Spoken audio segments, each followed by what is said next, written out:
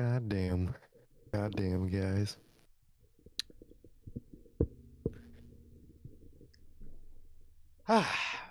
Man,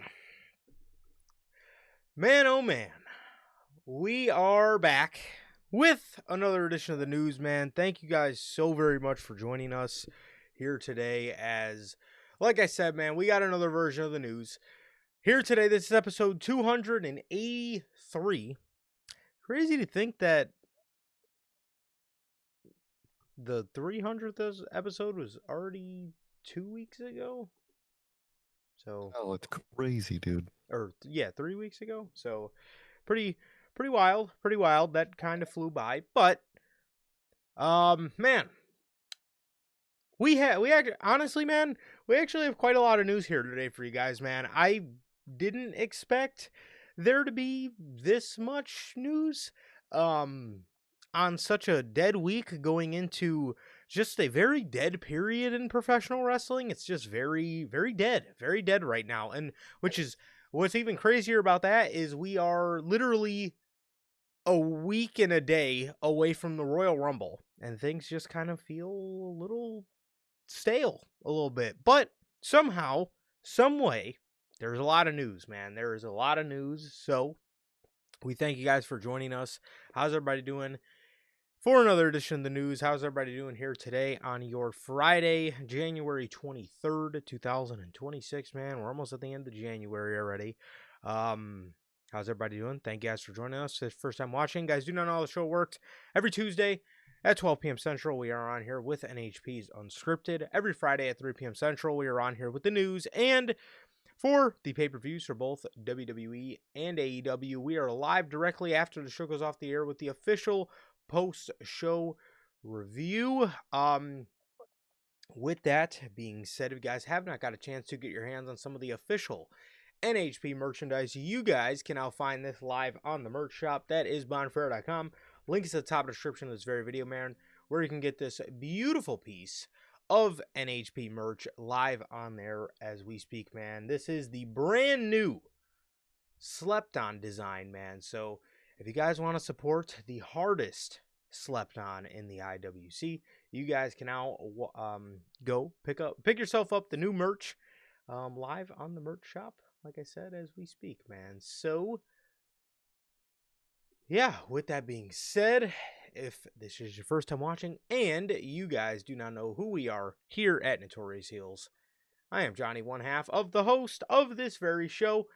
And as for the other half, we got my man Sir K here. Sir K, what's the word, man? Let everybody know what you were smiling about this evening. Here with you guys, man. Definitely not because Royal Rumble is coming up. There's nothing to that pay-per-view so far. And there's not even anything to the quote-unquote pay-per-view we're gonna predict here tonight. It's pretty funny, man. A whole 3 matches. But I'm doing good, man. I'm doing good. Just been hanging out, man. Like Durante always asks, how's life? How's the family? Life's good. Family's good. How is everybody doing in a live chat? How's everyone doing watching the replay? What about you, bro? How are you doing?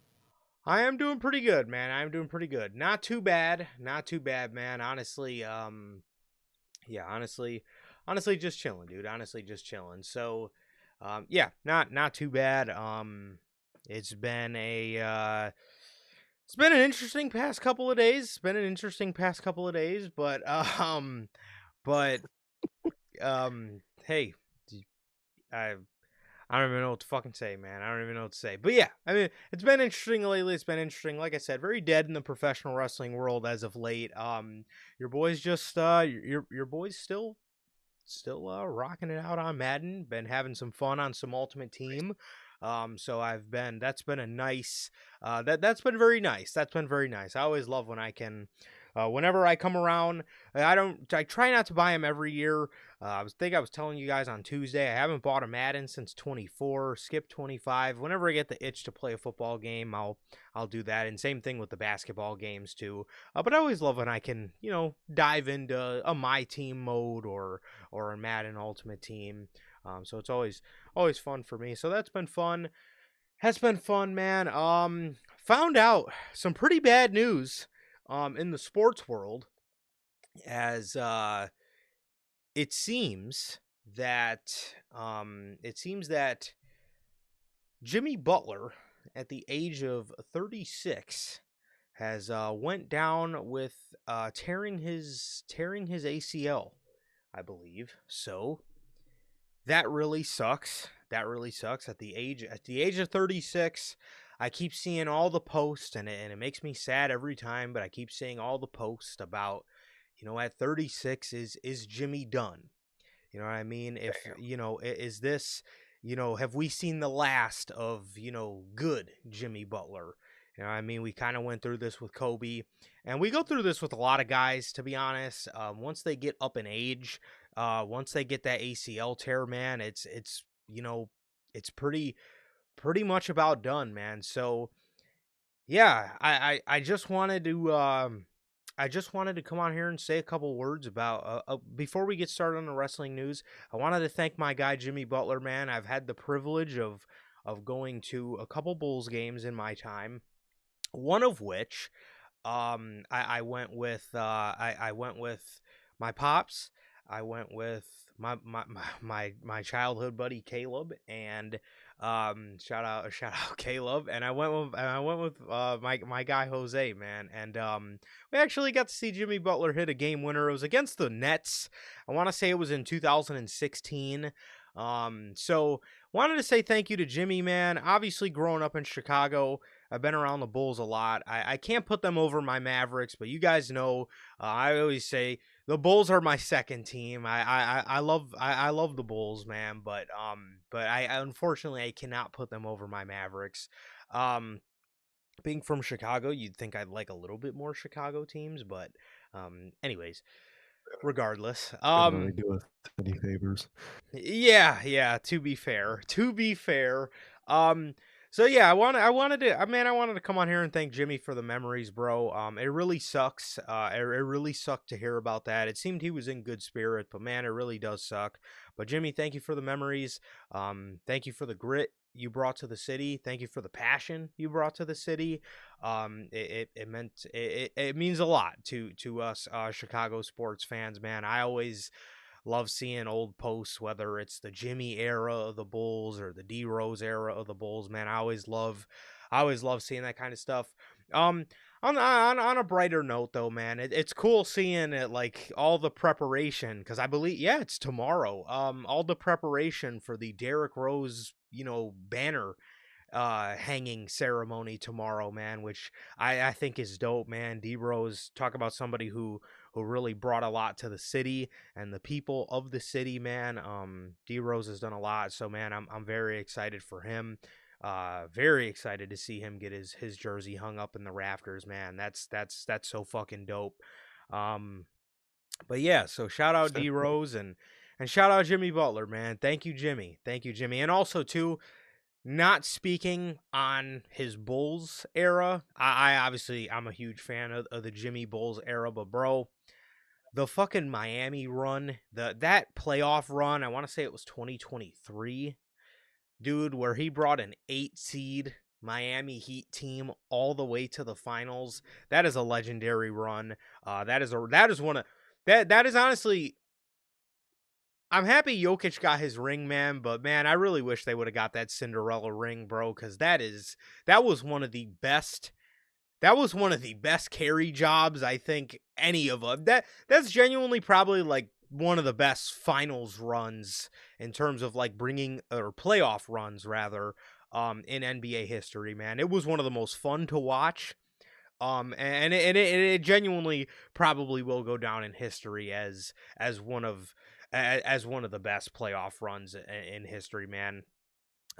Man, it was epic, bro. It really was. It was awesome. So shout out Jimmy Butler, man.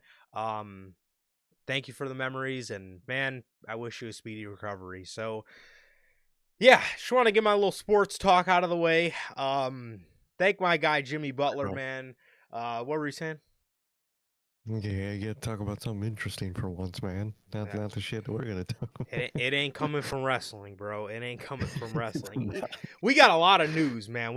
I'm thankful for all the news, because if we were on here to just talk about straight television shit, there ain't nothing, bro. There ain't nothing. But also, guys, just want to put you on. Tomorrow is a very special stream, 1 p.m. Central. 1 p.m. Central, man. We will be live tomorrow at 1 p.m. Central with the John Cena Farewell Tour 2025 shirt ratings. Now, I brought this to you guys on Tuesday, but regardless, yes, I brought this to you guys on Tuesday. Me and Sir K tomorrow will be going over all the John Cena Farewell Tour shirts. And we're gonna be rating them, man. We're gonna be rating them. We're gonna be rating them on a 1 through 5 basis. One through did you want to do 6 as like a god tier, or did you want to just leave the god tier, or did you want to respect the 5-star scale and not go off of it like Dave Meltzer, or were we adding a 6 scale? Say we could pull Uncle Dave. Might as well do a six scale. Okay. All right. Well, we're gonna do 1 through 5, with 6 being a god tier, an untouchable tier, but we're gonna do a 1 through 5 ranking. And yeah, man, we're just gonna come on here and talk some merch with you guys, man. I was mentioning it on Tuesday, but me and Sir, I can't tell you, man, how many times me and Sir K sit in a Discord chat and we load up WWE Shop and just start flaming wrestling merch. So we're gonna talk about that. Some of the shirts we're gonna flame, some of the shirts we're gonna fuck with, man. I'm thinking about a couple cameos. I'm thinking I'm gonna bring the farewell shirts that I own along for the for the ride. So that's what I'm thinking. That's what I'm thinking. I'm thinking I'm gonna I want to say I have 10 of them. And if you count the hoodie, it's 11. But I want to say I have 10 shirts from the farewell tour. So I'm thinking I'm gonna bring them along for a couple cameos, man. But that's tomorrow. That's tomorrow, man. Like I said, 1 p.m. Central tomorrow. We will be rating all the shirts from the John Cena Farewell Tour, man. I'm very excited for this stream. I'm very excited to just talk merch. I'm actually very excited to talk merch with you guys, man. So what can you say, Merch, man? man. What can you say? I decided to check again, and that AJ Styles shirt that I bought on December 26th is still in the processing phase. Holy fuck. My God. I actually checked mine last night too, and mine is still in the processing phase as well. So, yeah. It's wild. Yep. It is literally still processing, and I think my dates are like February 4th through the 10th, I want to say. It should be coming, but it's fucking still processing, man. Yes, February 4th through the 10th. Mine is still processing, and what the fuck, fanatics? I mean, are you kidding me? I don't know, man. But here's the deal, man. We're going to end you guys off with the Saturday night's main event predictions. Therefore, we will be starting with yeah. We have, I'm sure they're going to add something on SmackDown tonight, but up until this point, we have 3 matches to predict for Saturday night's main event tomorrow night. We will not be live with Saturday night's main event. I know we did the last 2 of last year. We are, you guys know, we normally don't do Saturday night's main events because they suck and nothing happens on them, like, at fucking all. So if anything big enough happens, we will be on here Tuesday talking about it on Unscripted, man. But but regardless, we will be live for the Royal Rumble. We'll be live for everything else like normal. But we are going back to no Saturday night's main events. They're lucky. Like I said, man, they got lucky at the end of the year because the one was the one where Punk won the World Heavyweight title. And the second one was obviously John Cena's final match. There's no way we weren't going live for that. But yeah, man, we got No Saturday Night's main event review tomorrow, but we will be on here with the John Cena shirt ratings, man. So I'm very excited for that. Not excited for Saturday Night's main event at all. I probably will turn it on, watch it, have it on type of thing. But yes, we will not be going live for the show, man. So yeah. But anyways, yeah, we're gonna start you guys off with some AEW news and yeah. So, without any further ado, man, let's get you guys started as we got the Rascals. We got the Rascals, man. So, it was found out as of, what was that? Maybe like Sunday? Yes, it was Sunday because Collision happened. And there was a segment with the Rascals where they did an... By the way, didn't you guess that those guys were going to be stuck on Collision? Yeah, I think I did guess that. Dude, you've been on one for like the past fucking 5 months. I don't know what's been up with you, but you say... I guess the Rascals being stuck on Collision isn't so random, but like... For somebody with a brain, that's a stupid decision, I would say. It's a horrible decision. You guessed it, and fucking there we go. Now again, it was just one appearance, so I'm not gonna completely write him off, but Tony's not off to a good start, I can say that. So the Rascals, they fucking debut on Collision. They debut on Collision in a backstage segment as we have 3 members showing up in this backstage segment. It was Zachary Wentz, Desmond Xavier, and Myron Reed. No Trey Miguel. And this sparked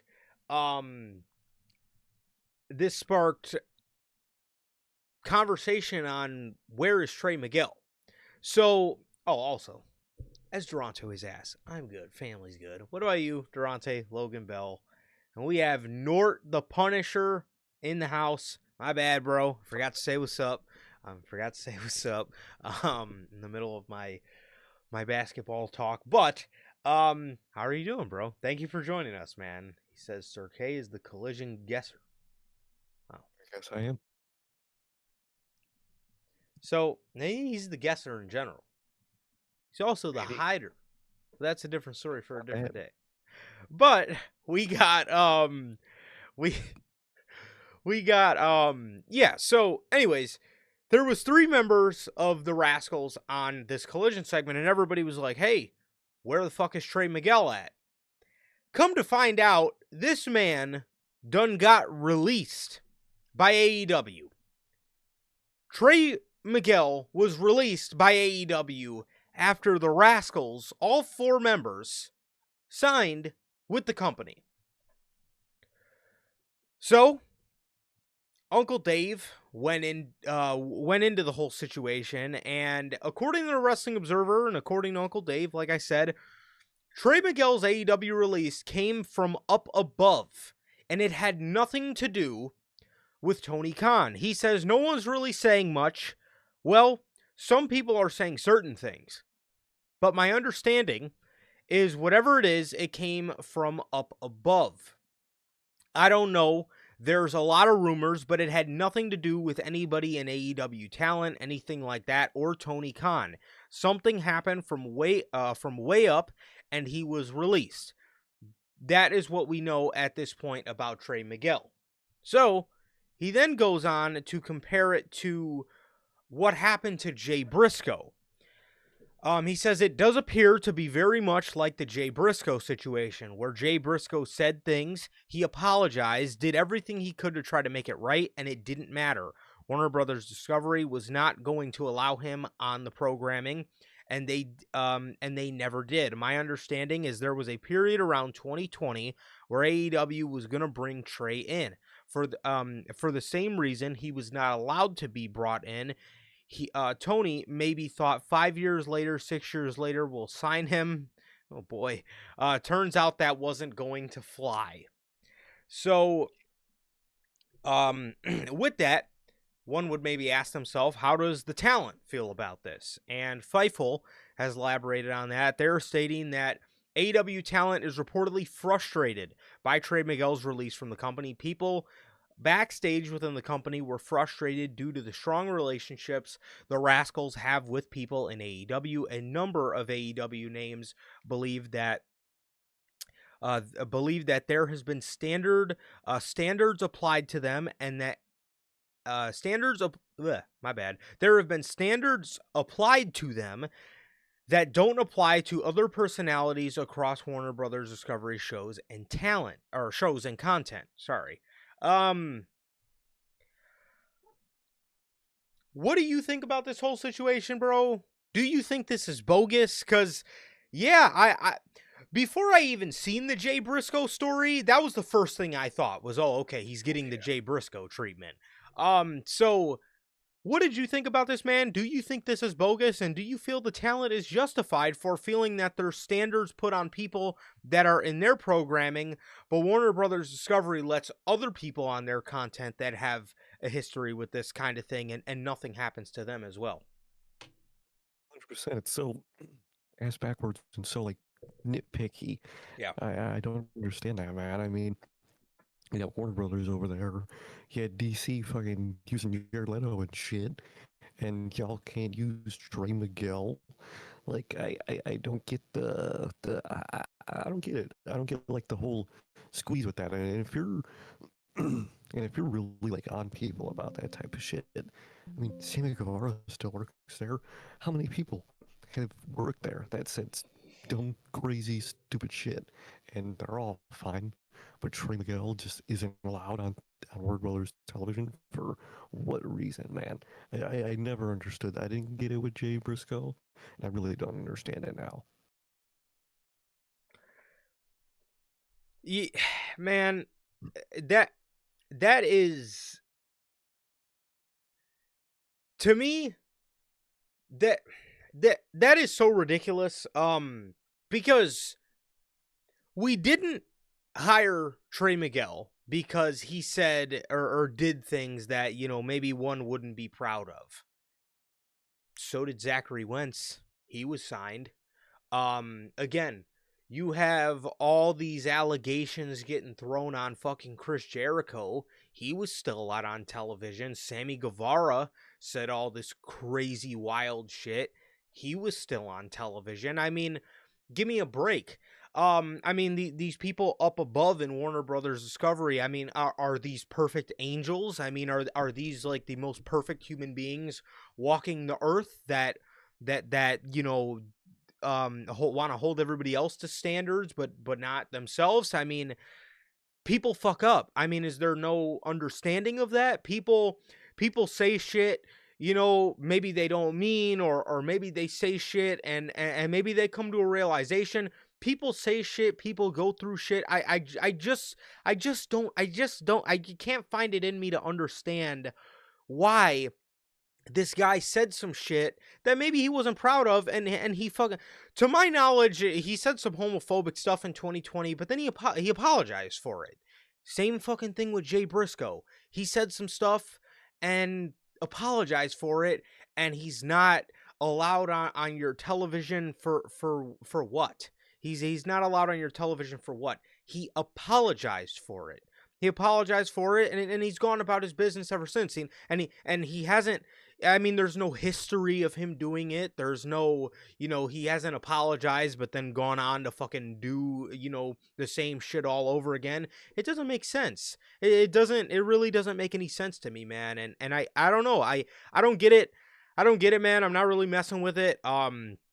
I think it's wrong. I think it's wrong of them to do because yes, people that Warner Brothers, I'm sure there's a ton of people that are in Warner Brothers content and Warner Brothers shows and all this type of shit that have done and said things before. So why is it okay for them to be featured on programming, but you can't hire somebody like Trey Miguel? I mean, didn't we fucking learn with Jay Briscoe? I mean, yeah, Jay Briscoe said what he said. He apologized and all this other stuff. He donated to the community. And he fucking is still banned from your television for what? And then guess what? When the guy passed away, all you fucking heard up and down from this dude's peers was that he was a great person.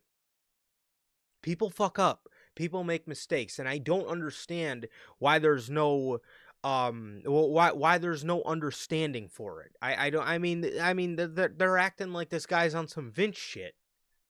It doesn't make sense. Like, it makes no sense. It doesn't make sense to me, man. And again, I completely understand why the AEW talent would feel like there's a bit of a double standard there. Why is it okay for Warner Brothers to use people that have done and said shit in the past, but AEW, for AEW people, it's a no-no?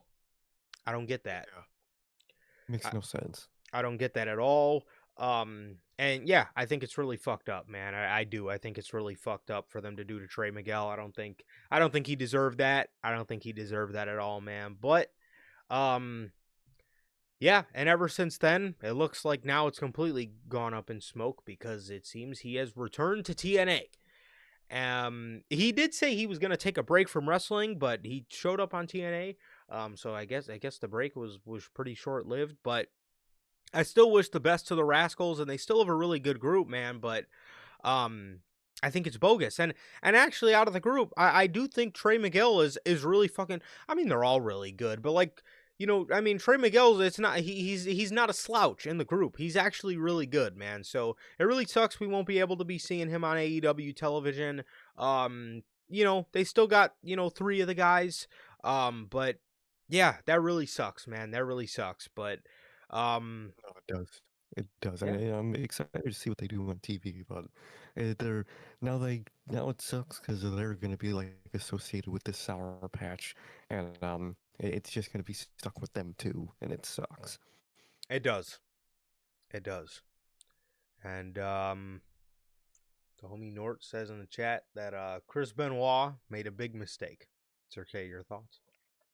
He did, man. He did. Yeah. Unfortunately, for whatever reason, he's not really around to apologize for what did the miss say. He's not here anymore. He so didn't make it. yeah, he didn't make it, man. He didn't make it. He's like Hikaleo. He didn't make it. Went to the gym and never came back. Oh God. Sorry. I'm so sorry. Yeah, it was kind of crazy.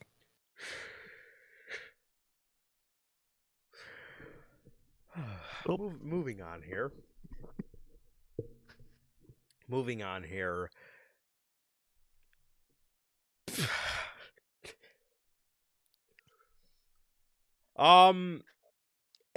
Speaking of I hate you. Speaking of AEW and Discovery. It's too good, dude. Oh, brother.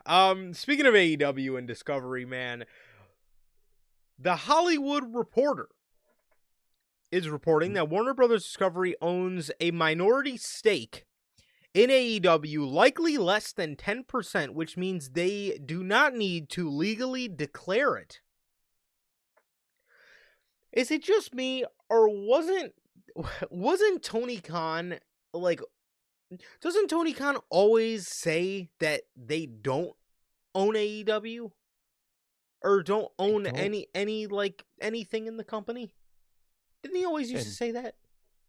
He does, and like I think that basically like technically legally that is true, because if it's that small of an amount, it technically like doesn't matter. But the fact that it is there, I think is just a little financial. I would assume a little financial backing from it, or maybe just Warner Brothers investing in them, which I mean is a good sign for them. It's a good thing for them, but it's crazy, man, because obviously they're still a private company. You can't really, buy stocks in AEW. I don't know how much a wise business decision that would be, but it's funny that like Warner Brothers does like have something in there, which is crazy to think about. It really is, man. It really is. So, I mean, yeah, I guess, like you said, man, I mean, it says here they own less than 10%, so they don't need to legally declare it. So I guess Tony Khan found a loophole through that one. All the years he was saying, no, Warner Brothers does not, they do not own AEW. I guess he was legally right, but technically they do own something, but I mean it's not much.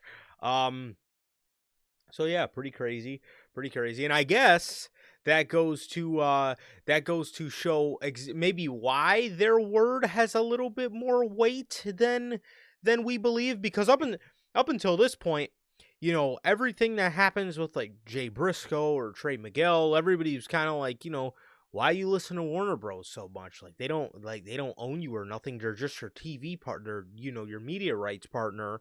And it seems like, you know, maybe that's a little bit more of the reason as well, is because they do own something in AEW, man. So Tony Khan is going to, you know, I guess maybe swing their direction a few more times than not. Although Dave Meltzer talking about, you know, Tony had nothing to do with it, but it came from the way top. Like Tony is the way top. Tony's the guy.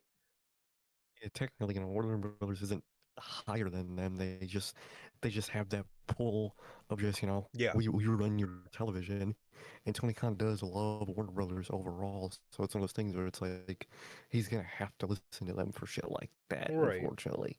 Right. But it's not like a high. It's not like TKO. Like TKO can literally just walk in and fucking boot Triple H right now, and they can't do nothing about it. But like, it isn't the same with Warner. They just have an influence. Yeah. A very high influence for sure. For Mm, sure. And like you said, Tony's gonna want to listen to that because he's not gonna want to jeopardize, you know, his media rights. So, you know, is he it the loves media? Warner Is it? too. Yeah, he does. Like, you know, I mean, on Tony's case, I guess I do understand it. It's like you're gonna choose Trey Miguel or you're gonna choose your media rights, you know, on your network that you love. So, I mean, I guess I do get it. I do get it. Yeah, But it's a tough decision from Tony Khan. I'm sure he was crying. yeah, he probably was. He probably was crying for sure. So he definitely doesn't blink when he cries, but he was crying for sure. Um, yeah, no, de- definitely not. So also the Hollywood Reporter is reporting following the merger between Netflix and Warner Brothers, AEW's rights will remain with Discovery.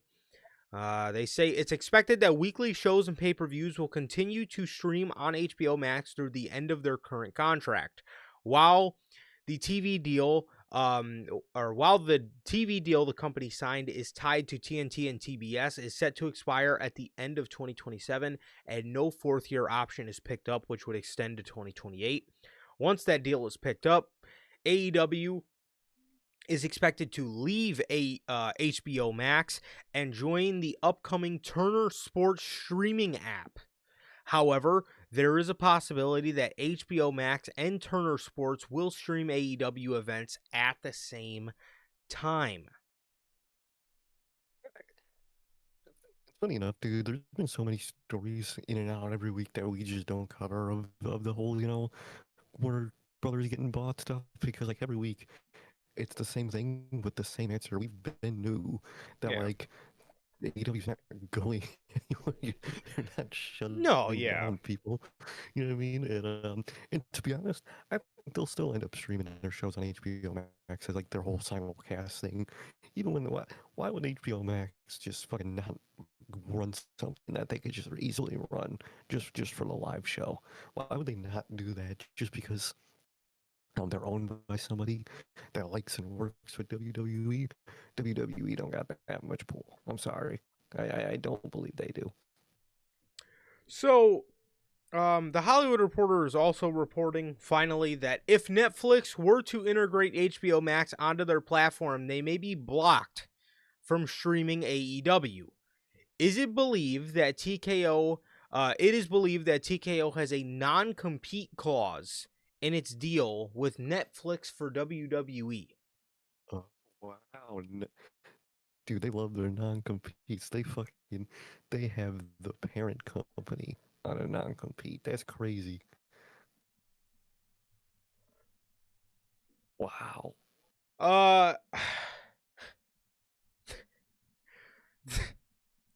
you gotta love WWE, bro. You gotta love You really WWE. do. Jeez. They done put Netflix on a non-compete. So I would assume that would mean like if Netflix wanted to pick up AEW after they're done with WWE, they would have a certain time period to wait to do it. I guess that's what that would mean. Or I would assume you can't do it at the same time.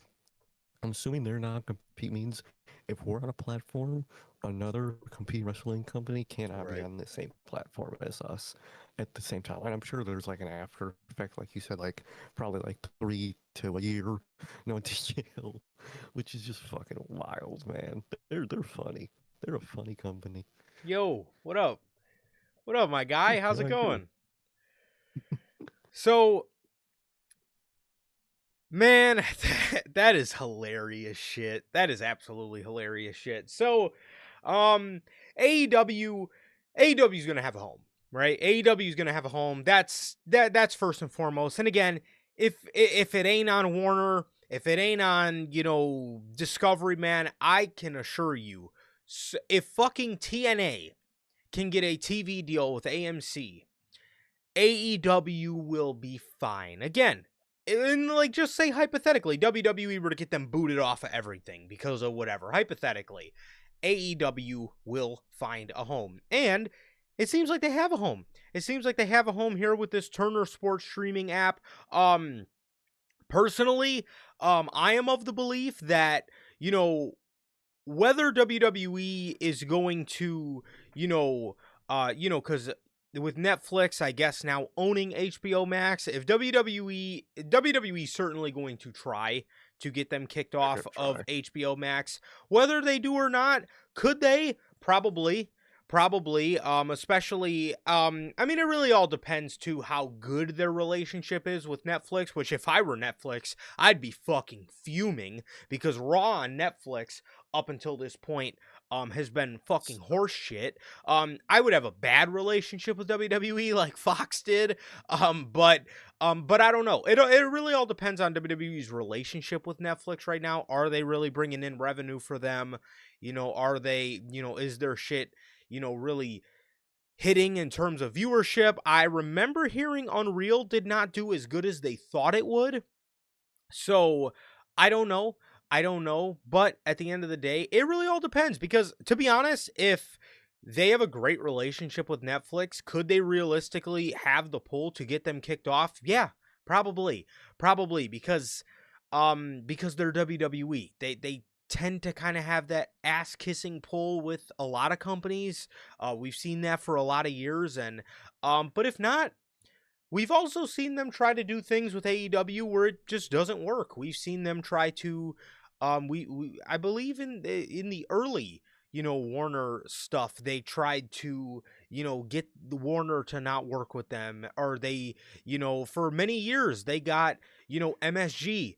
They got MSG all to themselves, but then at the end of the day, man, but what WWE does is they sabotage their relationship with people a lot of times. We've seen it with Fox. We've seen it with Madison Square Garden, where no other wrestling other than WWE has ever taken place in the Garden, but then WWE ditched the Garden because they said it was too expensive, and they went to Barclays Center. Then they brought ROH in, and they started running ROH out of MSG. So can WWE do it if they have a good relationship with somebody? There's no doubt in my mind. We've seen it. We've literally seen it. But where WWE goes wrong is they fuck up those relationships because they like to be assholes. And, it doesn't end up working. So, again, by the end, who's to say in a year, in 2027, Netflix is sitting there like, dude, you haven't fucking made us no return on investment. Your fucking show sucks. It fucking sucks ass. I don't really care if we we're gonna keep letting Warner Brothers and HBO Max stream AEW. That could very well happen. But that's also not to say in a year Netflix is like, man, we love WWE. We fuck with them. We fuck with them heavy. All right, cool. If you guys don't want to stream AEW, all right, whatever. They'll just go. They'll just go to the Turner whatever, the Turner Sports streaming app. That could very well happen as well. It all depends on the relationship WWE has with people. But if we know anything about, honestly, Vince was very good at keeping those relationships, I guess, at least like the ones with USA and whatnot. Vince also did sabotage like the Garden one and stuff like that. TKO does not seem to care about really keeping good business relationships with people. So, do they have that much pull? Right now, I would maybe say no. But that's not to say they won't. I mean, like I said, we've seen WWE use their pull before, but we've also seen them fuck up a lot of relationships before. So it makes sense. It does make, both routes would make sense, and I could realistically see both of these routes happening. Right now, we honestly don't hear too much about a good relationship or a bad relationship with WWE or Netflix. All we hear 9 times out of 10 is that, shows really aren't doing as good as maybe Netflix hoped. So, but either way, man, I would not fear for AEW. If it ain't HBO Max, it's Turner Sports streaming app, and if it ain't that, it'll be both. Like Sir K said, they'll simulcast, the mother of all simulcast, on both. You know what I mean? So I could very well see both happening, man. Because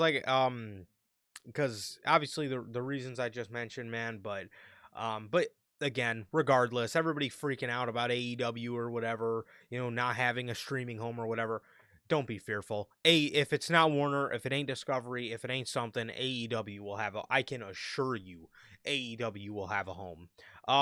As for this no compete, bro, that's maybe a sign that Netflix really hoped for a great relationship with WWE, that they were willing to commit, to that level, man. But, that they were willing to commit to the level of putting a no compete clause on themselves. But, at the end of the I day, don't think they man, realized who they fucking made a relationship with. 100%, man, 100%. So yeah, I mean, they done signed the no compete and then ended up getting a bunch of dog shit Monday Night Raws every Monday. So so for all we know, WWE and Netflix could indeed be having a dispute in the very near future.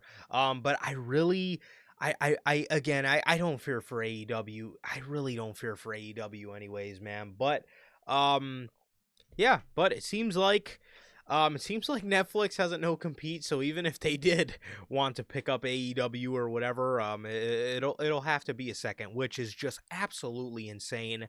Does WWE do they stamp a no compete on anybody? Do they stamp a no compete on the fucking production crew members? Say that does Slim Jim have no compete with fucking genuinely probably all their main sponsors? 100%. If they did that to Netflix, Slim Jim, I think Cricket Wireless is one of their main ones. I'm sure they all have a no compete with WWE, which is the funniest thing ever, man. Man, that company's hilarious, but they're masters of burning bridges with different companies, man. Like you said, they did it to Fox. They're probably gonna do it to USA the second SmackDown leaves, and they're gonna do it all over again, man. They're gonna do it all over again probably. Did you see the Netflix numbers for like pay-per-views and whatnot? I did not. I did not. All I remember is that Rumble got the highest, and unfortunately, I think Evolution got the lowest. I think it got under 1 million. That was Watches. one of their best fucking shows. What was the highest? The Exactly. Rumble? The Rumble was like 3 mil, and then WrestleMania was like 2. So the Wow. Rumble kind of destroyed fucking Mania in the Wow. viewership, man. Yeah, dude, it was crazy. Speaking of numbers, did you see TNA's first episode number? Bro, please tell me. I'm so excited to hear They this. it's around this, but if not this, they did 97,000 viewers. Okay, so I don't want to hear That's what nobody. happens, I don't man. want to. I don't want to hear nobody making fun of Dynamite no more. I don't want to hear nobody No, making fun of. You can make fun of Collision. I'll let y'all have that don't one. make But fun of Camilla. I don't want to hear nobody making fun of Dynamite no more. Cause y'all, the Little Brother company, you know that everybody praises is the #2 promotion. Suck a dick. No, they're not. They're not. They're WWE's little brother. They are not no type of #2 nothing. Nothing. Nope. They're gonna steal from them and drop them or buy them. One of the Yes. two. Either way, they're fucked. They're so stupid, dude. Well, we know you're a big TNA guy. We know you're a big TNA guy, man. I did see. Carol says, did you guys? I did. And we will get to it. Trust me. Oh, God. We did. You know, hey man, shout That's out. the worst part. Yeah. Oh yeah. Oh yeah. So get ready for my boy Royce. Man. Fuck. Royce. We will get to it, man. We will get to it. It is fucking WWE, bro.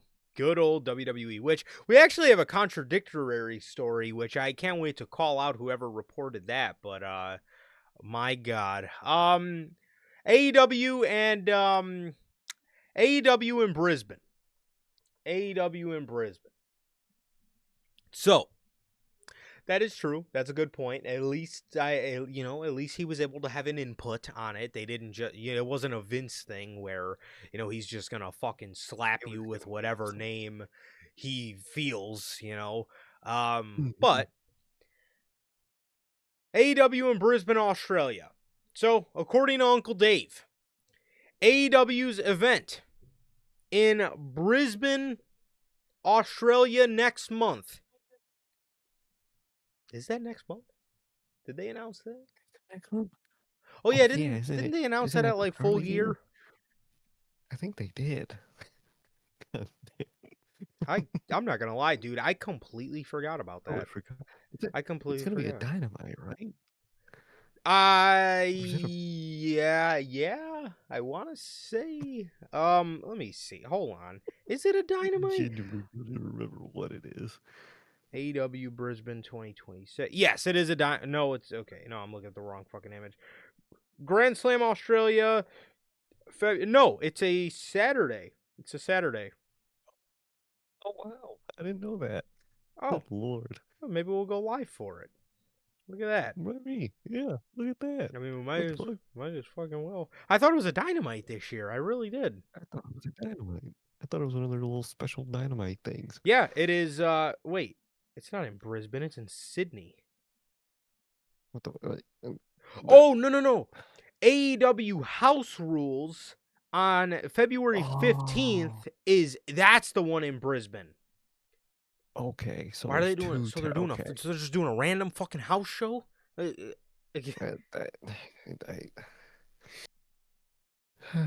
Fucking all right. So LOL. We got let's see. Okay, according to Uncle Dave, AEW's event in Brisbane, Australia next month has a very small advance at very high ticket prices. Why though? It's a house show. Okay. It was noted to us from people who live there that there has been no advertising. History repeats itself, doesn't it? And keep in mind, AEW lost its TV in Australia 3 weeks ago. We were told that people who went to the first show last year didn't even know there was a show coming soon. I completely forgot. They haven't advertised that at all. Literally in the slightest. Even if they advertise it on TV, it don't matter. They can't watch AEW no more for whatever TV reason. 100%. 100%, man. Like, again, you gotta buy a VPN to watch it. You gotta buy a VPN to watch the shit in the first place. So again, a lot of people don't have that. So AEW obviously isn't really as accessible as it once was to these people. And boy, oh boy, bro, does history repeat itself or what? I mean, what did we hear last year? I'll go. Okay. First of all, I watch AEW every week. Sir K watches AEW every week. Both of us forgot the show was even taking place because they don't advertise. I can't tell you one time other than maybe when they first announced it, which wasn't that all the way back at All in Texas that they announced in Brisbane they were coming back in 2026? I think so. And man, they haven't talked about it in the slightest. I had no idea. They didn't advertise the first one, and they definitely didn't advertise this one. Not at all, bro. Not at all. They have not advertised a lick of nothing for this Brisbane show. So we got which the Brisbane show is a house show. So I don't even really understand The point of that. the point of that to begin with.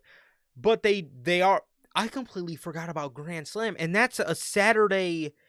It seems to be a Saturday special. I don't know if it's gonna be like one of their, remember what they did last year? They were like, oh, AEW Grand Slam Australia is gonna be on a Saturday, but then Tony changed it and it was just an episode of Collision, and it was a bunch of, so we'll see.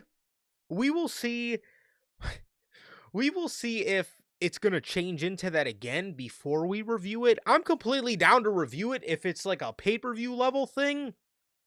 If it's going to be what it was last year, and at the last second, they look at the ticket sales and they're not going good, and then they're like, oh, this is Collision, and we're not doing it at that point. No. If it's good, and they treat it like a pay-per-view, and they put together a nice little card for it, and they treat it like, a better version of Saturday night's main event, kind of, where it's like, not a big pay-per-view, but it's just kind of like a special. Show. Yeah, kind of like a mini pay-per-view, then I'd be down to review it, no question. But again, I'm not getting baited and switched into, committing to a review just for them to be like, oh, this is Collision. So yeah, we'll see if we review it or not. We'll see if we review it, because I don't know if they're gonna bait and switch us with the whole, I don't know if they're gonna bait and switch us with the whole Collision shit. But the Brisbane show, to be honest, I don't even know why the fuck it's happening. You're not even promoting Grand Slam Australia. Why are you fucking promoting? Why are you promoting? My bad. You're not even promoting the special show in Grand Slam Australia, let alone a fucking house show that takes place the next night. What are we doing? No, exactly. Like, no advertising whatsoever. Ridiculous, man. AEW, whoever is in their their advertising, their marketing department, man, that man needs to go, because holy fuck. WWE does so much advertising, it's not even funny, dude. They send Rhea Ripley to Australia like a week before the event. They send them like a couple months before the event, and then a week before the event, they send them out there the whole week just to do media. No, exactly. On this new show, that new show, this thing, talking to this fight, like, dude, do that type of shit. Ridiculous, man. Fucking AEW and their advertising, man. Absolutely ridiculous. So, speaking of AEW, we do have a talent that seems to be, I guess, in AEW now. So, the former Baron Corbin, now known as Bishop Dyer, made his AEW debut before Dynamite last week in a dark match. Well, I guess that lets you know what they think of him, unfortunately. BD debuted on before in the dark match. Oh, no. Good old BD, man. That's usually not a good sign if you're in an AEW dark match, and not the old show that used to exist. Well, even that one too. It's not looking good for you, man. I would just avoid it at that point. You might as well, because if you do get signed, you're gonna get put in the Don Callis family, and nobody wants that. Oh, he's a dude that would they. Oh God, Don they Callis would. family member. Fuck yeah! Now that you say that, bro, that man. Oh, that man is clear cut through and through a Don Callis guy, bro. I could literally. I can literally close my eyes and just fucking see him with all 20 members of that fucking horrible ass group. Oh God. Oh, I hate that you said that.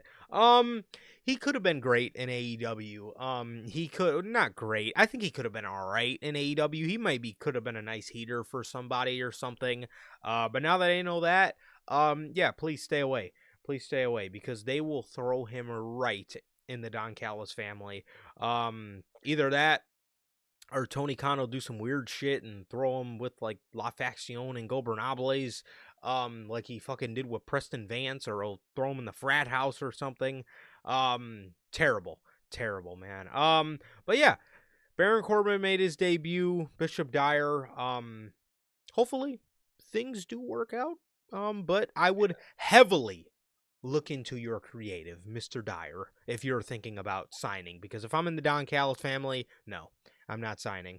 I'm okay. No, I would not sign. So good luck, man. I hope everything works out. Hopefully, man. Hopefully. Speaking of luck, hopefully this man gets lucky with his recovery because I need him back ASAP. Fightful Select is reporting Will Ospreay was reportedly backstage at last night's AEW Dynamite and is due to be checked by AEW's medical team for a potential return. It's still said to be early in the timeline for a return, but it is viewed as good news as he was expected to be out for a full year. While there is reportedly no specific timeline on his return, AEW has hoped he could be included in plans by the spring. Yes. Fuck yeah. Yeah, man. Thank God. Fucking please. Bro, I miss so much the Aerial Assassin, bro. I miss this man, Will Ospreay. God, I miss Will Ospreay, dude. Fuck, man. That man, oh, he's so missed on AEW television. I tell you. Oh, he really is, man. He's missed on the pay-per-views. He's missed on AEW television. Yeah, we need Will Ospreay back, man. We need that shit fast. I miss those AEW pay-per-views, man, where even when things weren't going so good and they put together a shit card, you looked at that card and just knew Ospreay's match was gonna bang. However, I can't believe I'm subscribing to this, and I want to take a moment to apologize to all the people, because AJ Styles' contract is up in February, and I don't think Gunther is going to be the one to retire him. I really don't think Gunther is going to be the one to retire him. In fact, I cannot fucking believe I'm subscribing to this. AJ Styles is the guy who tried to get Will Ospreay in WWE for one reason. Well, maybe for two. Maybe because, he wanted to look out for his boy. But the other reason was he wanted the Ospreay match. He wanted the Will Ospreay match. And dude, I cannot believe I'm subscribing to this idea. But again, AJ's contract is up in February. He has a match for his career at the Royal Rumble. And I don't think Gunther's going to be his last opponent. But I think Gunther's going to beat him at the Royal Rumble. Because, bro, I cannot fucking believe I'm saying this. I actually think this motherfucker might go to AEW for a very short stint. So I apologize to all the people that I called out for, saying that AEW was going to obtain AJ Styles, because bro, I actually think it might fucking happen. And again, when I say short stint, I'm thinking WWE didn't let him get his last world title run, but that's fine. We don't need that. What we might get, could you imagine AJ Styles beating MJF, first of all, banger, for the AEW World Championship, and then Will Ospreay wins the Owen, and in the fucking main event of All in London, it's Styles Ospreay? Sign me the fuck up. I can't fucking believe I'm saying this. And I want to laugh because I fucking laughed at all the people that were like, oh, AJ's going to AEW. It actually might fucking happen. Because, bro, AJ, I'm getting the vibes. AJ's going to be retired. But I don't think Gunther's going to be his last opponent. And I think Gunther's going to beat him. So that means his last match will not be in WWE. I also don't think he fucks with Triple H. I really don't think he does. I think he thinks... I mean, he doesn't have to think it. We can all see it. Triple H doesn't value AJ Styles. Like, plain and simple, call a spade a spade. He doesn't value AJ at all.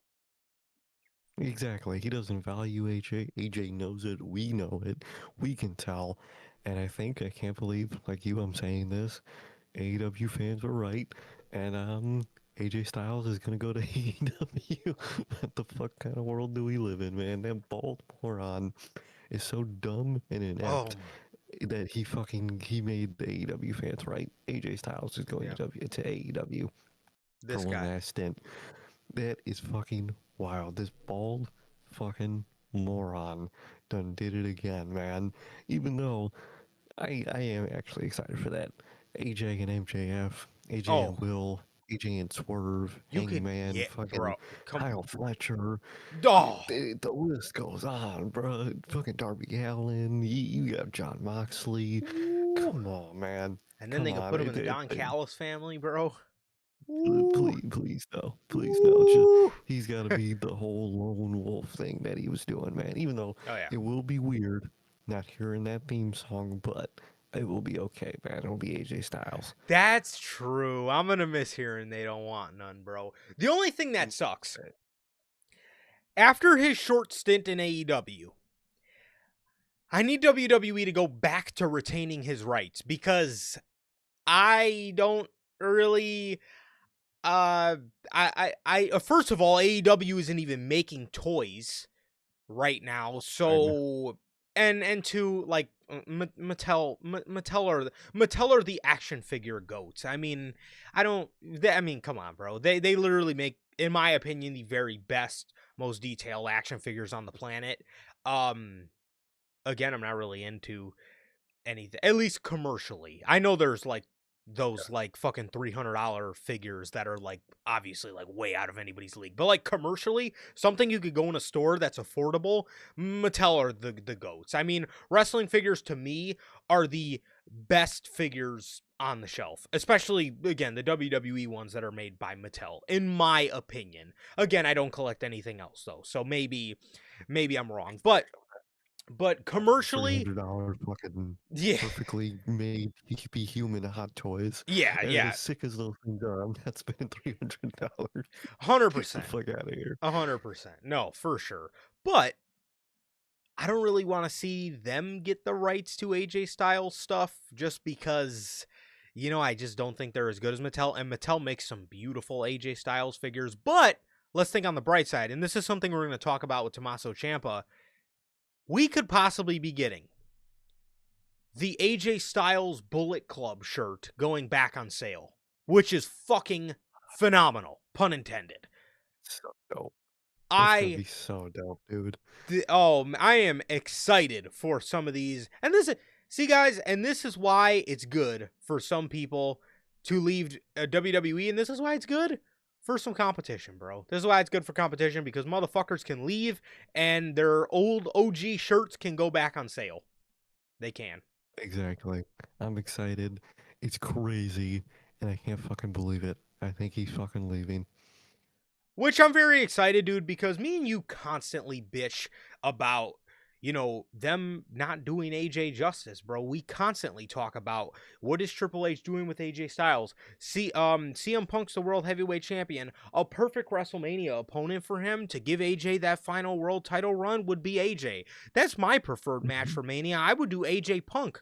Personally, I just don't, nothing against Braun, but I just don't, I don't really, I mean, we've already seen Braun and Punk 1,000 times. And I know we've seen AJ and Punk slightly before, but at the end of the day, man, they don't know how to use it. Triple H just don't give a fuck. And this bald asshole possibly lost AJ Styles, bro. Which is just, how do you, what are you doing, dude?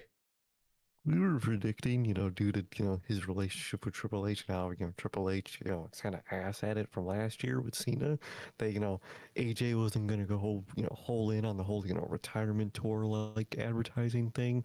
Dude, Tony Khan's going to go so hard with that shit, and he's probably actually going to do it pretty solidly. Dude, he's going to make Triple H look like such an ass with AJ. Come on, man. Oh, yes, he's going to make him look silly, bro. Like, dude, I'm literally looking right now.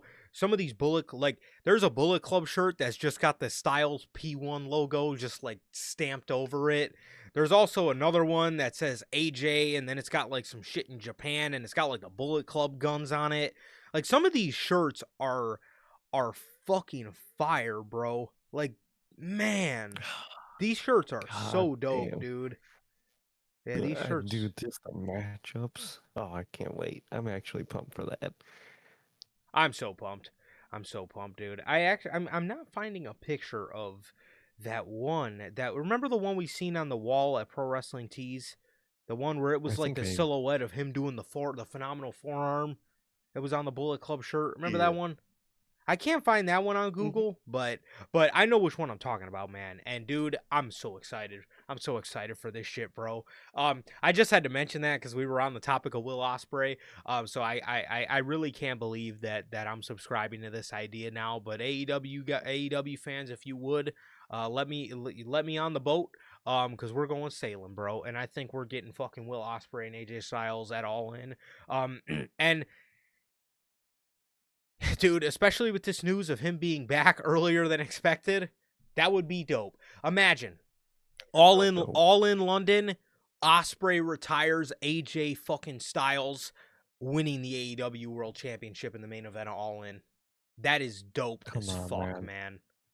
Come on. That's so perfect. And then, like you said, the run AJ can go on before that, Fletcher, MJF, Moxley. Actually, him and Moxley have hit. Yeah, him and Mox. Those are fucking SmackDown Live OGs, bruh. Him and Moxley. It's crazy. Darby. We could Kenny. We could see him. Maybe we see AJ align with the Bucks. What the fuck are you talking about? What Hechicero? What? Takeshita, Okada, bro, Okada, man, bro, come on, dog. I mean, this has potential, and I can't believe it. I can't believe it, bro. I really can't believe. I can't believe it. But you guys got me. You guys done finally sold me, bro. Ospreay is gonna be back. Ospreay is gonna be back, man. It seems he's doing good, and I'm so happy for Will. I'm happy for Will, man. I'm excited to see him come back. I am actually. I am. God, I fucking miss Will Ospreay, bro. I really do. So yeah. With that being said, that is gonna do it for all of the AEW news here today on this episode, man. As we are gonna start you guys off with some WWE news here now, man. But before we do all that, we do have some news, sorry, not some news. Before we get on to the news, we got a word from our sponsor here at Notorious Heels, man. We got a word from W Energy, man. W Energy is an energy drink loaded with vitamins and nootropics formulated to improve focus without getting the jitters. W is a clean formula, sugar-free, 0-calorie, free from fillers and artificial colorings, with 150 milligrams of caffeine per serving. You can get your W products today with the link below and code NHP at checkout to save yourselves 10% on your next W purchase. Truly, always got a shot. out W, whatever work, whatever you may need, no matter what it might be, going into 2026. If you want the energy, you want the focus, and you don't want the jitters, W will never let you down, and it'll taste good all at the same time. Truly, always, gotta shout out W. Yes, sir. Yes, sir. As always, thank you and shout out to the great people at W Energy, the official sponsor of what we do here at Notorious Heels. So, as always, thank you and shouts out to W Energy.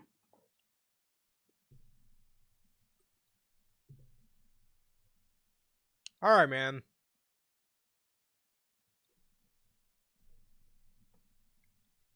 Well, speaking of, we were kind of just speaking of him. Tommaso Ciampa.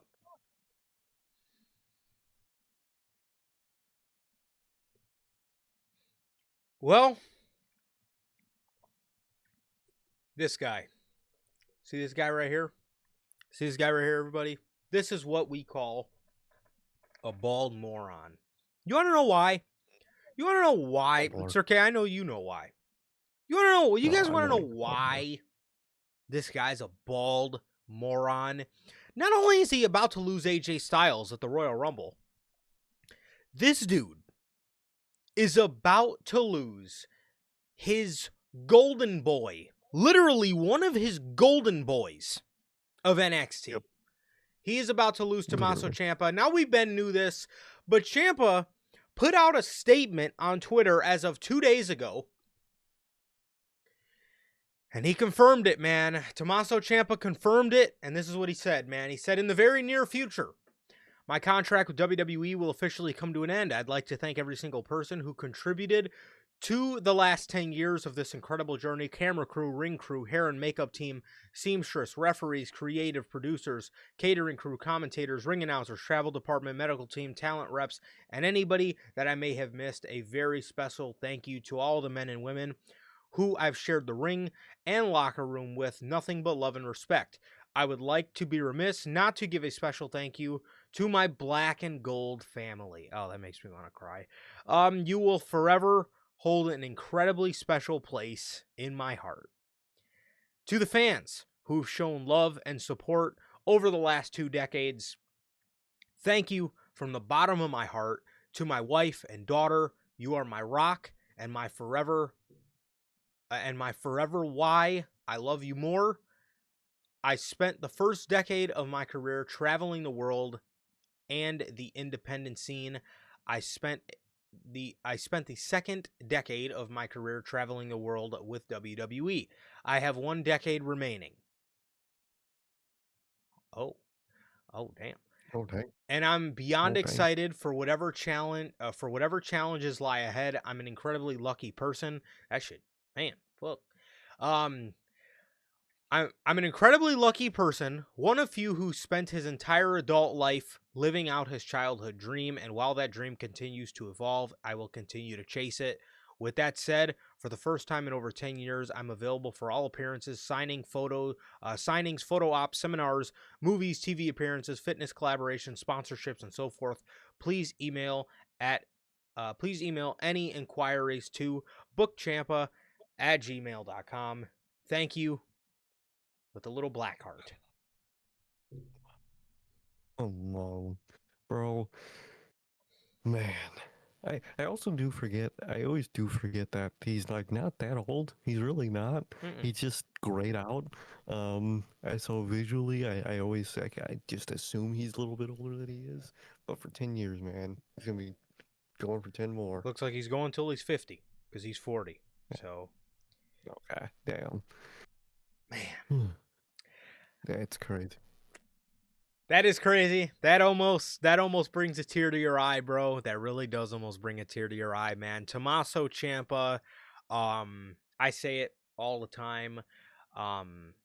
That's the greatest NXT champion of all time. There will never, ever be another NXT champion that comes close to what Tommaso Ciampa did for that championship, man. Him, I would maybe say Adam Cole is maybe number 2.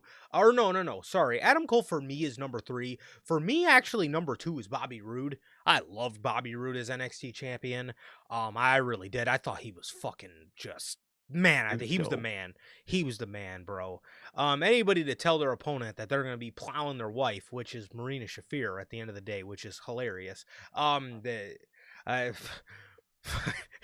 That fucking monster. Yeah, I was gonna say she ain't going for that, bro. But anybody to tell somebody that they're gonna plow their wife in a program is a fucking monster. But Adam Cole is up there, man. Finn Balor is up there. You know, I mean, there's been so many great NXT champions, but the one that just stands above all is Tommaso Ciampa. Ciampa, I really can't say it enough. Thank you so much. Man, when I was in high school and I was going through a really, really, really rough time, like just in a broken household type of situation, man. Tommaso Ciampa's run in NXT, that whole NXT black and gold run in general, it just gave you so much hope. It gave you so much hope, man. It was such a great escape for a young kid, a 16-year-old, 17-year-old kid, man. I can't express how much that black and gold run truly means to me as a person, man, because of what it did for me. Johnny Gargano and Tommaso Ciampa are as big a reason for that as anybody. Those guys made that brand. Those guys were NXT. I will one day... my kids are probably going to get, my niece is probably going to get so sick of me, and my kids are going to get so sick of me talking about NXT from 2017 to 2019. The black and gold run, the heart will never stop beating. The heart will never stop beating, man. The black heart, it will always live, but man, it was just such a special run. And I can't thank Ciampa enough for what he did for me. During that run, and just, man, it was special. It was special. However, I'm excited for Tommaso Ciampa, man. And we'll get on to what's next in just a second, man. But I'll leave the floor open to Sir K. I know that means a lot to you as well, man. I know that run means a lot to you as well, and I know Ciampa. You were always the Ciampa guy. I was always the Gargano guy.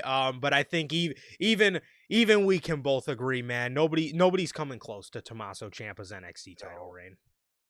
No one's coming close, man. That man in the year 2018 had so much genuine heel heat. He was able to come out with no theme song, dude. Man. That is wild, man. That he got a banger ass theme song, and you know he had his own iconic weapon that you don't see a lot of people have nowadays. He had his crutches, and he did it, dude. He did it. He had the cool shirt. He had the cool weapon, the cool look. The story matched perfectly. It was great. It was one of the greatest runs I've ever seen. And I miss it, man. I miss that era. And he was part of the top shit in that era, man. It was him, Gargano, undisputed.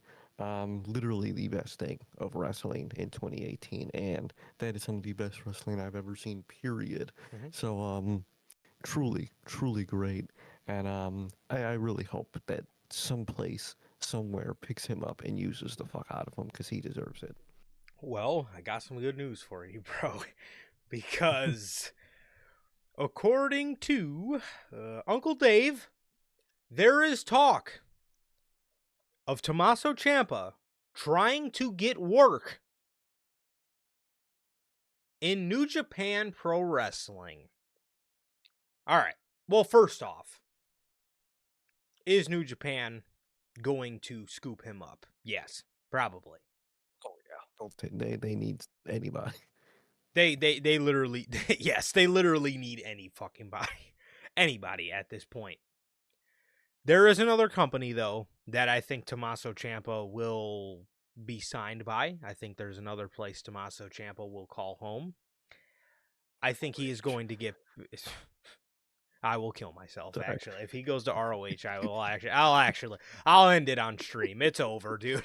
I think Tommaso Ciampa will be picked up by AEW. I think New Japan would probably use him better. But I think Tommaso Ciampa will be picked up by AEW. But Ciampa, please, I said the same thing for fucking what's his Bishop Dyer. Just look at the creative, please. If they mention if they say those three words, if they say those three words, Don Callis family, no. Just go revive the Bullet Club. I don't know, make it something cool again, or go join fucking Unbound Company or whatever the fuck. Go join the United Empire. Do something. I don't know, something. But don't go to AEW if they say those three words, bro. Something. No, dude, that man's got to go there. He's got to go there on some lone wolf shit. He really does, because you need people like that. Everyone's in a faction. Half of them are in one faction. Well, So he would maybe definitely he be coming maybe he like maybe that. he could be a civilian a civilian warrior in the conglomerators or the I conglomeration. could make the conglomerators. Worst part is I could actually also see him. If he's coming in as heel, they're gonna put him in the Don Callis family. If he's coming in as a babyface, they'll probably have him mix it up with the conglomerators. And good lord, man, good lord, maybe we could have a Black Heart Death Rider. That would be pretty dope. That'd be Oh, fucking he cool. would be But sick in the Death I Riders. would I doubt didn't even think of that. Actually, no, I did because you said he that a couple weeks really. ago. Yeah, that would be dope. That would be dope. You did That'd be say that real dope, though. man. That'd be real dope. But either way, man, I just hope that they pick him up and fucking use him, man. He's so great. I really do hope.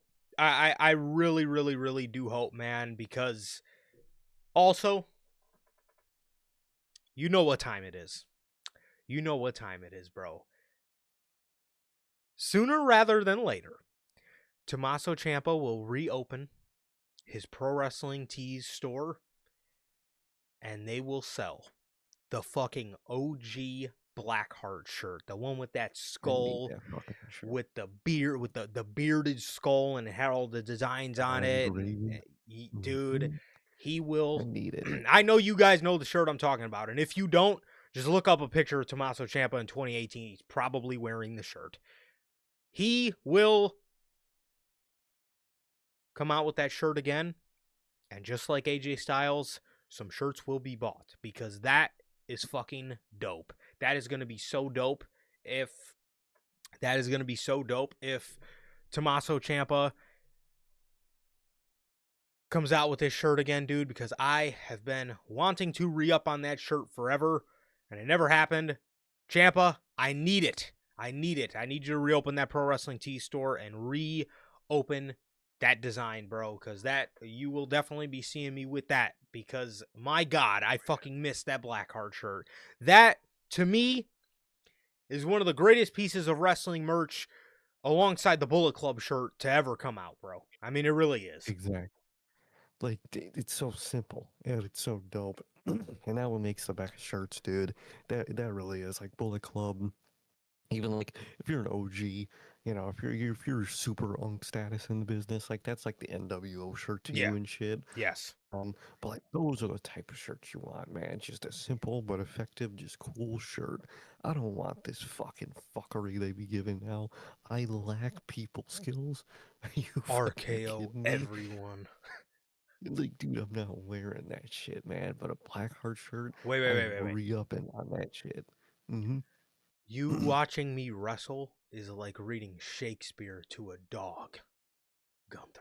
Like, dude, just do his silhouette on a shirt. It.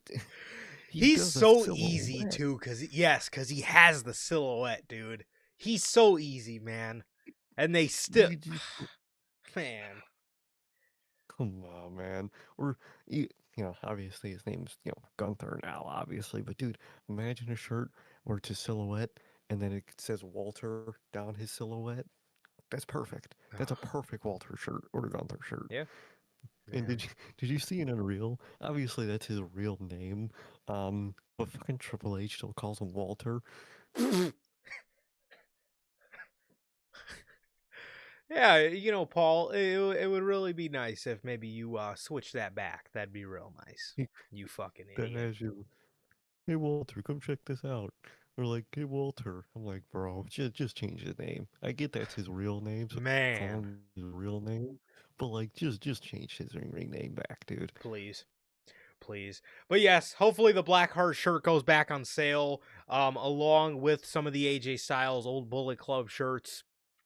However, Tommaso Ciampa could be getting himself into New Japan Pro Wrestling, man, which I'm very excited for, man. I think that's going to be great for That's him, really and dope, actually. yeah, and they need people, so I think that'll be great. I think he'll do great in Japan, and I'm excited to see and support my guy, man. So hopefully he does well, and yeah, shout out to Most Tommaso definitely. Ciampa, bro. I'm excited. So speaking of people in New Japan, Evil. Sorry. We have Evil. Because according to Uncle Dave, former IWGP Heavyweight Champion Evil is reportedly leaving New Japan Pro Wrestling to sign for WWE. Oh, fuck. Dude, bro, they don't even use young people. You Yes. think evil is gonna get used? What? Dude, that might be. He's 100% gonna be just like a coach in the PC or something. Because there's no way. There's no way. He's only 38? Dude, he I thought literally... he was only 38. He, I thought he he, was like fucking 50. bro, don't he kind of look like a Japanese Damian Priest? Now that I'm like looking at a picture of him, bro, like look at this motherfucker. He kind of looks like a Japanese Damian Priest. Yeah, he kind of. Yeah, Doesn't he, yeah, he bro? does. It's like the hair and then Yeah. yeah. The like fucking eyeliner he He actually wears. does. Yep, he Um, does look like a bigger Japanese Damian Priest. That no, is hilarious. everything I hear from this guy, man, I hear he's fucking terrible. I'm not even gonna lie to you guys, man. I do. I I hear he's actually. terrible. I hear. I've seen it on like on like New Japan Twitter and shit too. That like he's horrible. They hate him. I think New Japan fans like hate him. Oh yeah, I So remember. actually, he might be a fit. Yeah, I was gonna say Triple H has a thing for Triple H has a thing for doing things that people don't like. Okay, so he's Yeah. bringing Evil in. No, of course. I'm already seeing all the memes that he's gonna fucking join the Judgment Day. I fucking love to see it. So Oh, keep the memes God. coming. Keep the memes coming. That shit genuinely kills me, bro. Nothing will be as goated as fucking Okada going to chase you, but Evil in the Judgment Day. Yeah, you know, My favorite. I could rock out with And that. him in that Chase U sweater. Dude, that is a goated image, bro. But Evil going to WWE, I don't really give a shit, to be honest. I mean, what the fuck is he gonna do? Well, what is he gonna do? What is he going to produce for you that Shinsuke Nakamura, hasn't or can't? You know what I mean? I mean, No, what exactly. what is he gonna do for you that fucking half the roster can't do? I hear he sucks in the Dude, ring. And I hear he's really. I just hear horrible things about the guy. And maybe he'll impress me. Maybe he won't be that bad. But I don't really have that much faith, to be honest. I have no faith whatsoever. I always heard that he's absolutely abysmal. And so Triple H might like him actually if he's bad in the ring. Hey, he likes And Jey dude, Uso. imagine the funniest scenario he does join the Judgment Day. Imagine him interacting with them. Imagine Evil interacting with Roxanne. Like, imagine that shit. You know what I mean? Like, No, yeah. that would be funny. I would actually want to see it because it sounds so stupid and just fucking out of left field. Like, what can those two possibly ever have a conversation about Bro, in on the planet Earth? what in the world do they have to talk about, bro? What in the world would they ever like? Like, imagine this motherfucker interacting with like Raquel Rodriguez or Liv Morgan, bro. Like, what? The group J.E. McDonough, dude, literally any of that group, him interacting I with mean, them sounds absolutely hilarious. I guess Finn has like New Japan ties, but like think about like Yeah. Dom. Like what the fuck would No, Dominic have to talk about Evil with? you have a whole bunch of fucking Mexicans just interacting with Evil. The the only thing I'm excited about with Evil, man, is he's got to be better than Damian Priest, right? At that, you can always account anybody on the planet's got to be better than Damian Priest. So I'm excited for that. You know what I mean? Damian Priest, he kind of looks like his Japanese brother, if you will. But at the end of the day, that's one guarantee we can say, right? For no matter how bad he is, he's going to be better than Damian Priest. So, there's that. Exactly. So there's going to be another name on the roster, that is better than Damian Priest, unfortunately. But that's something that Damian Priest has to figure out himself, which he won't because he's garbage. But Evil's going to WWE, man. I have no faith for this. This sounds like a fucking terrible idea. If you're bringing in people from New Japan, Gorillas of Destiny makes sense. Tama Tonga, Tonga Loa, even Hikuleo makes sense. I don't know what you did to his fucking style, because I swear to God he wasn't that fucking bad at Forbidden Door a couple years ago. So it's, the Gorillas of Destiny. You want to bring in a Jay White and Okada, a Will Ospreay, even like a fucking David Finlay, because at least David Finlay's young. So maybe you see the potential. You want to train the guy or whatever. Evil. Whatever happened to Naito coming to WWE? Whatever happened to that? What happened to Naito? I don't know. What happened to him in general? You know what I mean? Kota Ibushi. You know what I mean? You want to bring him in? Sir K. What you think about that? I think Tony and Kenny got him on lock, so you don't really got to worry about Kota, unfortunately, man. But yeah, Kenny's got him on lock for sure. Oh, they're on lock, man. They two peas in a pod, man. Mm-hmm. But best friends is definitely what they are. Yeah. Best friends with something else, but fucking Evil, man. Fucking Evil. That is hilarious. This motherfucker is gonna suck, man. No fucking way.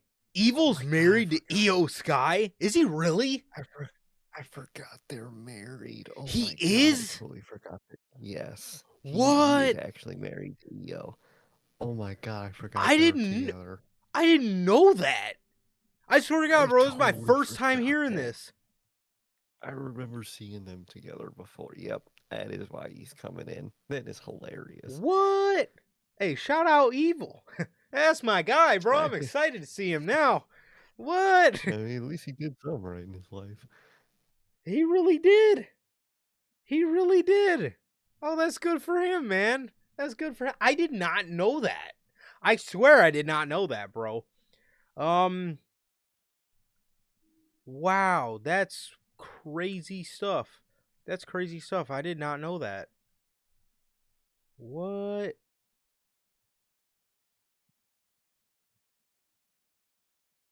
Yeah. Yeah. Wow. That's crazy, dude. That's fucking crazy. That. Well, unfortunately, it's not gonna make his wrestling ability any better. So, No. Io's Io. She's gonna, she's gonna be, she's gonna do her thing, and thankfully for him, she did her thing enough to the point where she's liked enough in the company. They brought her man in. So that's what's up. Yeah, that's what's up. It's so funny when couples are like completely, totally opposite qualities, like Brian Danielson being one of the best wrestlers ever, and then there's just Brie Bella, Miss Botch mode, and then you got this one Io, who's one of the fucking best wrestlers, and then just Evil. It's fucking hilarious. Fucking Evil, dude. That is, man. I swear, bro. I did not know that. I did not know that, man. That's kind of crazy. That's crazy. She really got her man in there, and he sucks. That is fucking hilarious, bro. So H doesn't love Io, dude. Did you see the picture of him fucking hugging from Unreal this season? Oh yeah. Triple H always picks them up, though. I feel like every time I see a video of him hugging one of the females, he picks him up. Like, bro, why don't you pick Gunther up like that? All right, you freak. Why why didn't you people why step didn't you up like that, bro? why didn't you pick John Cena up like that when you hugged him when you were fucking laughing, you bald fuck? Yeah, exactly, you fucking bald asshole. But like, I see he what you're does doing, love Paul. EO, I see. so Hey, I respect the game, but we can all see hey, what you're doing, bro. I remember the rumors back in the day in NXT with a certain woman. I remember that shit. Oh, you talking about the Alexa. yeah okay yeah I remember that I too, bro. remember that. All I right, remember Paul. that shit. All right, Paul. All right. Yeah. I don't know. Triple H, he's doing his thing, man. He's doing his thing. This thing he's trying to. Nort says AEW and WWE should come together and do something like Marvel versus DC. Hey, man, when I would AEW, love it. I would love that. But WWE does not Would play never nice let with that. others. They do not. No, exactly, man.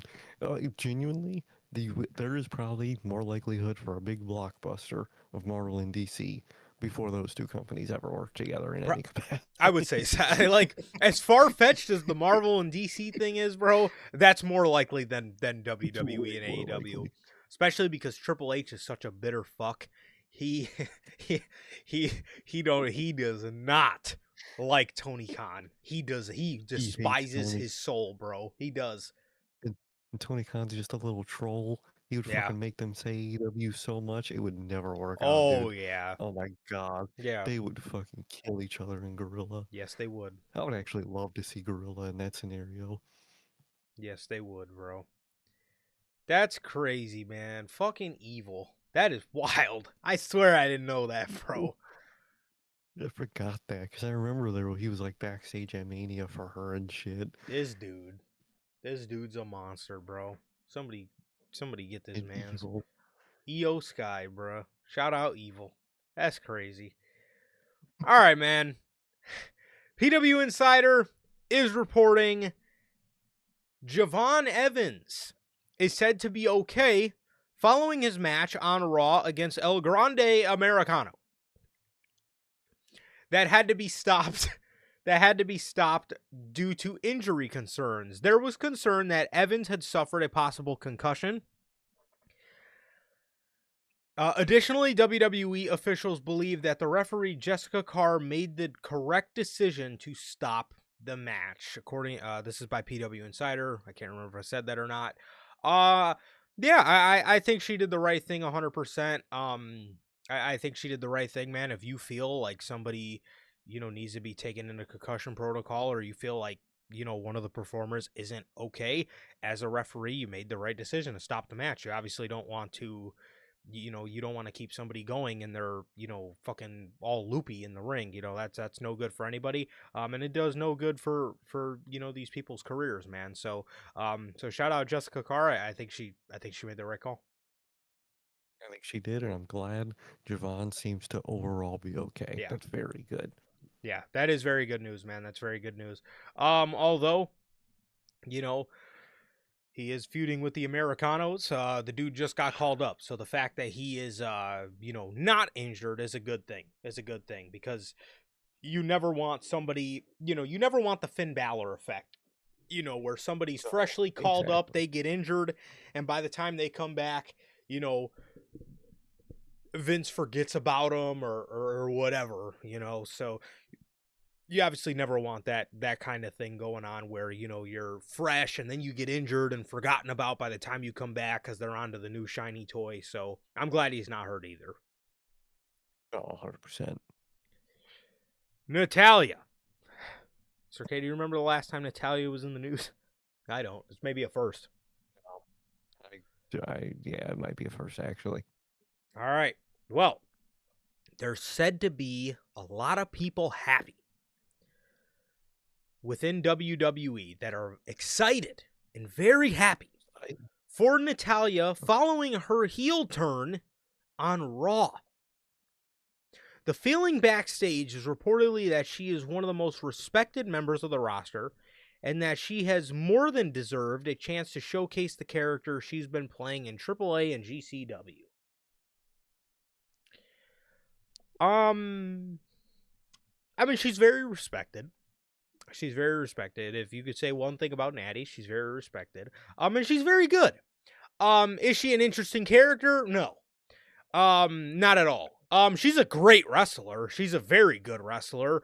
She would be great in AEW, to be honest. Like, no personality, but just can, like, really wrestle her ass off. Natty would be fucking amazing in AEW, actually. But WWE is gonna let her show off her heel character, and hopefully it goes well. But from what we've seen so far, can't really say I'm too intrigued with the storyline between her and Maxine Dupree.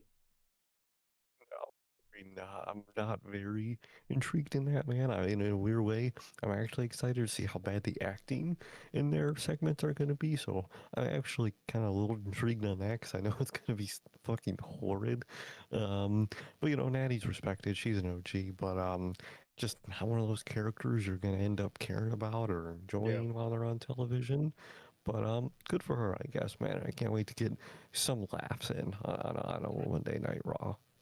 Yeah, well, if you could tell from Tuesday, man, me and Sir K were really pumped coming out of that Natalia heel turn. Pumped. That was, man, fire ass heel turn. That was like Tommaso Ciampa levels of like, oh my god, no, she's heel. Like, look at this. Oh my god, they turned heel. We haven't even seen them, and they turned heel. But all right. So, moving on, we got also on Monday Night Raw, Paul Heyman. It's your boy, Paul Heyman. Paul Heyman said on Logan Paul's YouTube channel, he states that the call Adam Pearce got this week on Raw was a call from someone no one wants to hear from. Was it Vince? Was it Vince? No. Was it fucking... Who could that be? Is it Triple H? I don't want to hear from him. Is it Road Dogg? Who is it? God, no. Heyman adds that not even Triple H would want to take a call from this person. Was he calling the Grim Reaper? I mean, what is it? Is he calling Slenderman? I mean, what? Who is he calling? Like, what? Is he calling fucking Freddy Krueger? I'm not hyping myself up for it, but I'm sure there's fans that are. And I want to say to you fans, you're not wrong. Because this is what they always like to do. When we psych ourselves up for a storyline, they like to say, when it underwhelms, oh, we didn't say anything. You guys hyped yourself up. Okay, now you guys can get excited. I'm choosing not to. You guys can get excited. No. And I don't blame you, because now these motherfuckers in the storyline are sitting here stating shit like this. So now, if it's underwhelming, y'all done did it to yourself again, and I got nothing to say to you at this fucking point. Because now, again, now it's people in the story itself that are saying stupid-ass shit that probably isn't going to fucking come to fruition. So when it underwhelms, this is on WWE again. So have fun. Exactly, because I'm sure it's going to underwhelm in some capacity, and they're bringing it on themselves. Yes, they are. And with that, we got also from Uncle Dave. He says, despite speculation, there are no plans for Adam Pearce to get back in the ring to wrestle during this Braun Breaker storyline. He does not say anything about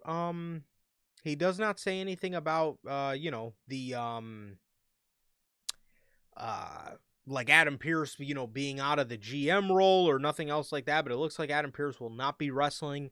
I didn't really expect that anyway, man. I don't know how you felt about it, but I didn't really want to see him wrestle. But other than that, I didn't think it was going to happen anyways. No, I saw people saying like, oh my god, are we getting Adam Pearce versus Breaker at WrestleMania? I'm just thinking, are you fucking stupid? Are you a fucking moron? Like, no, we're not getting that, you fucking dumbass. But no, yeah, I didn't expect it at all. Yeah, for sure, man. So we have news on. Let's see.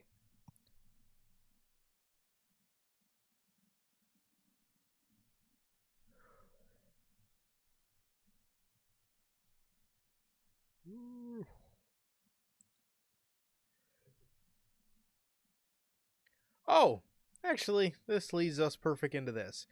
We have news on the man that everybody thinks is on the other end of the phone call. People were thinking two names. I kept hearing Vince, and I kept hearing the name we're about to talk about, The Rock. Logan Paul said to Paul Heyman in the little clip, "Oh, is it the big man?" And everybody always calls Rock the big man. I remember building up to Bad Blood. You know, I remember there was a clip of Pat McAfee, and he was asking somebody, he's like, "Oh, is the big man going to be there?" And then Cody said something like, "That's what I'm hearing," or whatever. So they call Rock the big man. So again, all right, well, you guys are doing it to yourself. So, The Rock.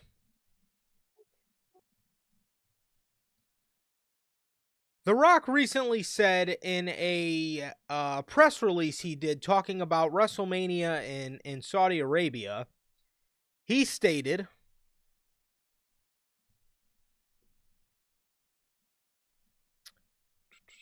where the hell did it go?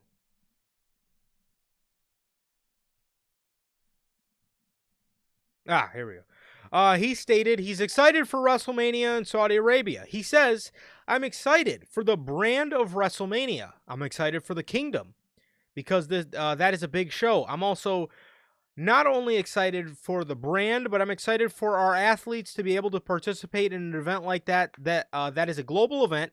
So I can't wait." In terms of the conversations I've been having regarding the show, it's all good. It will always be good. And then Uncle Dave further elaborated on this and said The Rock has not had any involvement with WWE creative recently. Well, how do you feel about The Rock and WrestleMania in 2027, man? And how do you feel about him saying this stuff about the conversations regarding the show have been going good? What do you read that as? Very obvious that he's gonna be here next year doing this fucking show. Obviously, he's not in the creative right now, man. Yeah, no shit, he doesn't give a fuck. He's gonna give a fuck when it's time for him to give a fuck next year, when he's facing Roman, man. So, I think that's all what signs point to me. 100%. And I would be lying to say I didn't feel the same way, man. I would be lying to say I didn't feel the same way. He is he is 1000% going to be he's 1000% going to be at the show. I think that's very obvious. Man. He's going to be at the show, and of course the conversations are good because they're probably talking about giving him like $50 million to have his retirement match. Apparently, I've been hearing from the Rock's camp there's a little bit of pushback for his final match to be in Saudi Arabia because I guess the match that the match that he's going to be wrestling in 2027 at WrestleMania in Saudi is going to be his final match. I guess there's maybe a little bit of pushback about that, but they're going to end up caving once they see that bottom line. At least that's what I think. Yeah, even instantly, bro. Yeah. 100%. 100%, bro. So, yeah, we got The Rock. We got The Rock, man. Saying the conversations are going well, so we will have to wait and see how well exactly the conversations are going. And I think we're gonna figure out real soon that the conversations are going real good. So we got news on Stone Cold Steve Austin now because WrestleVotes is reporting discussions have taken place for Stone Cold Steve Austin to return to WWE TV in the near future. I think this Be fucking. I think this would be great to see him. As for him wrestling in a match, if that ever happens, I'm sure it'll be in Saudi Arabia too. I'm sure well, you know they're coming for names like The Rock and Stone Cold. I wouldn't fucking doubt it if The Undertaker has a final match, final match at the WrestleMania 2027 as well. I wouldn't doubt it. I know Sean said he wasn't gonna do it, but I could see Stone Cold being one of the names they heavily go after. I mean, he's fucking Stone Cold Steve Austin, bro. But I don't know if this has anything to do with that, but if this is solely coming from WWE, I wouldn't mind seeing Austin in an appearance. It's always nice to see him. Oh, exactly. I don't mind seeing him at all. It's awesome to see him. Last time we see him, it was fucking hilarious. He fucking drunk drove an ATV into the fucking crowd. I forgot about that, bro. So I'm sure they're gonna get him. It's gonna be Unkmania next year. Unkmania, it will be. It's gonna be Who Asked for This Mania 3, Unkmania 1. So there you go. Speaking of WrestleMania, man, we do got some news on Cody Rhodes and Roman Reigns. We got more news on that, as according to Uncle Dave, some people within WWE still believe that Reigns versus Rhodes is the right choice. Triple H changed his mind on this, and the creative for that match went into the trash. You know what? I'm going to show him because he's a bald, bitter fuck. But Paul, thank you. Thank you, Paul. Actually, stick to your guns and don't do this fucking match. I'll respect your bald ass a little bit more. Just a little bit. Not too much, but just a little bit. Because here's the thing with Paul. He is a bitter fuck, yes. But in terms of this, I gotta give him his flowers, man. He did the right thing 100%. That was going to be fucking atrocious. That was actually going to be fucking atrocious. Nobody wanted to fucking see that. Now, it could still happen. It could still very well happen. Roman Reigns to come back, beat Drew McIntyre at the Elimination Chamber. Cody can win the Rumble and or the Chamber. Or the Chamber. And still get that match with Roman. So I'm not completely putting trust into Paul yet. But I'm sure that's going to be a topic on Unreal where fucking Road Dogg or fucking Deuce Pritchard sitting there and they're like, what about Cody and Roman? And fucking Paul's fucking sitting there chewing on his fucking ice and his fucking Stanley Cup like an idiot. I don't know. I'm not going to fully trust them yet, but so far, thank you, Paul. Because that's terrible. Exactly. So far, thank you for trying to at least do the right thing. We'll see if you actually do it. Speaking of this, Bodyslam.net is reporting Drew McIntyre is expected to walk into WrestleMania 42 as champion. Dude, we dead ass might get the repeat Cody match. They gotta do Cody. They gotta do Cody and Fatu if that's the case, because there's no fucking way you can just put on a Drew versus Cody match, bro. I'm sorry, there's no way. We're not getting one repeat match. We're getting the other. Good old Triple H. My God. This is very shocking. This is very shocking, man. Because when Drew first won the title, I was like, oh, okay, he's transitional as shit. And it seems he's going to be walking into Mania as champion, which is a good thing. It's a good thing. He's going to get a little bit of a lengthy run. Hopefully they can garner some interest out of it. So hopefully, man. Hopefully. Exactly. Hopefully they can. I'm shocked that he's made it this long, and we'll see how much they make it in the future. Yes. How true this is going to be. Speaking of Cody,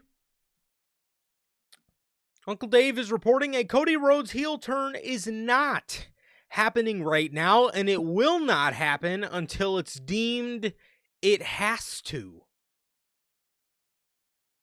Yeah, WWE's gonna ride it till the wheels fall off. They're gonna ride it until they find the next guy that they want to push a little bit, and then maybe Cody starts getting booed.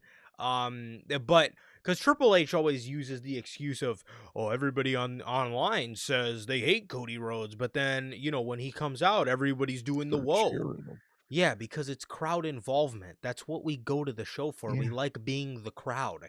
Okay? exactly. I fucking sing his fucking theme song. I fucking can't stand the creative state of Cody Rhodes, but it's like that's one of the fun things about being at a wrestling show. It's like a concert. Exactly. That's like the whole point of going to the fucking show, man.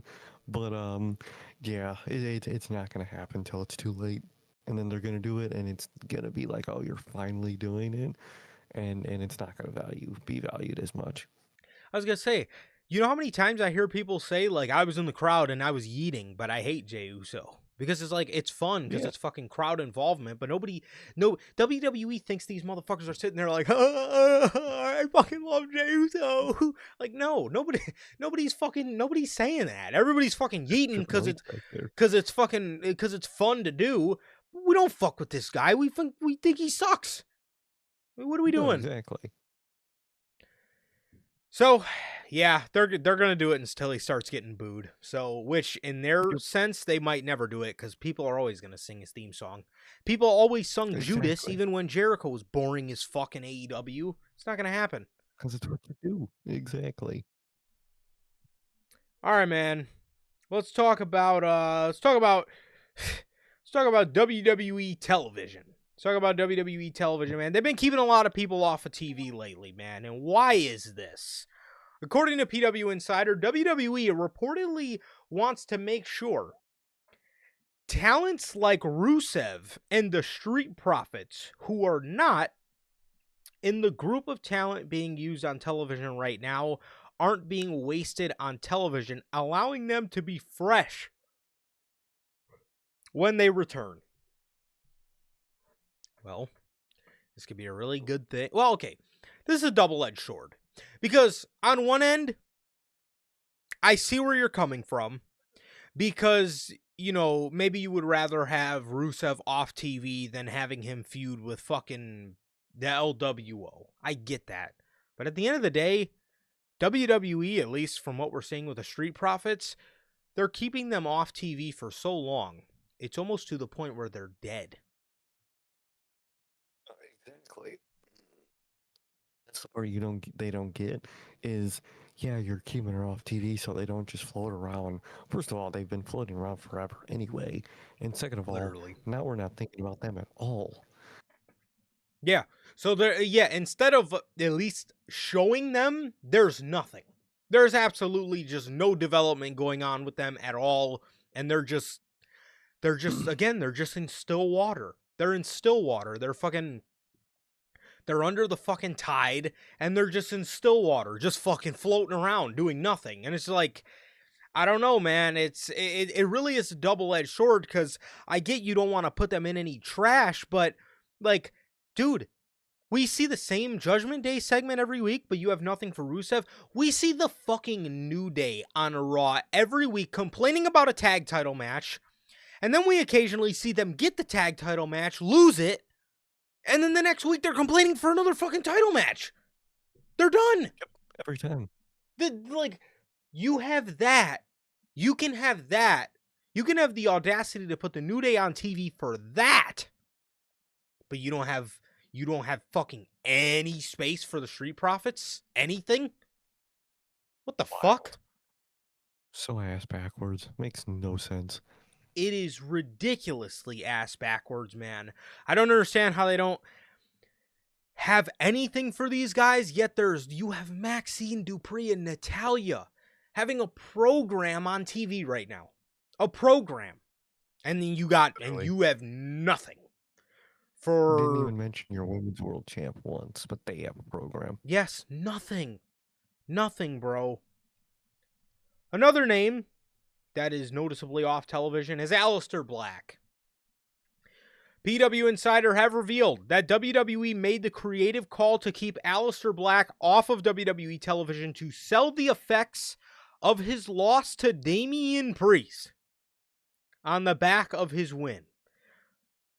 Priest entered the WWE title picture, winning a match against Solo Sikoa to earn a shot at Saturday night's main event for the number one at Saturday night's main event for a number one contender match.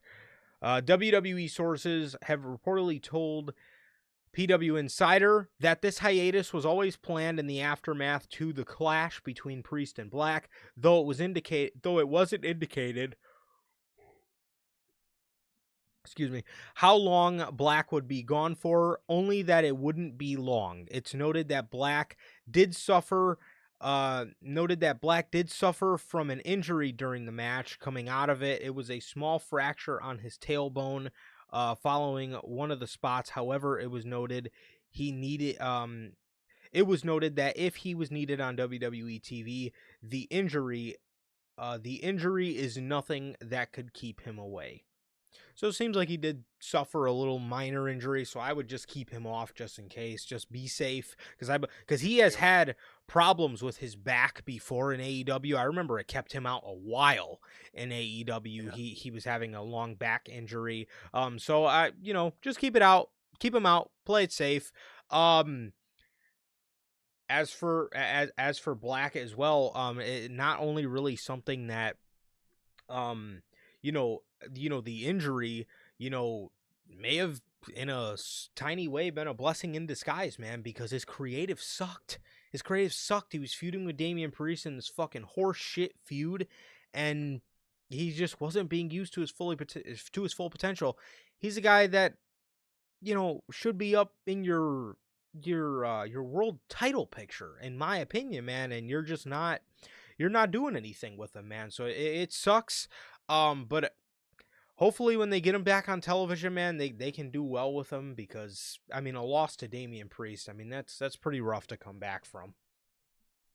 Exactly, and the fact that was the plan the whole time, was to take him off TV after, just to make Priest look good, is very disappointing for his booking. Very. It is.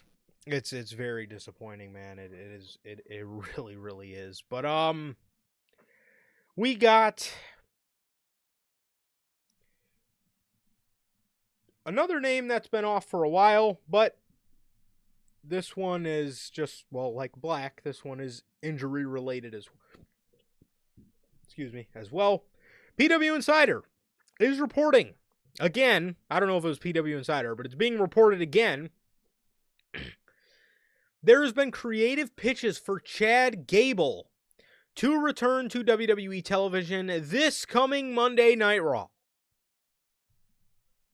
Bro, there have been teases for Gable up the ass. You constantly see Judgment Day in the background you constantly see American Made in the background to Judgment Day shots, or the Grande shots.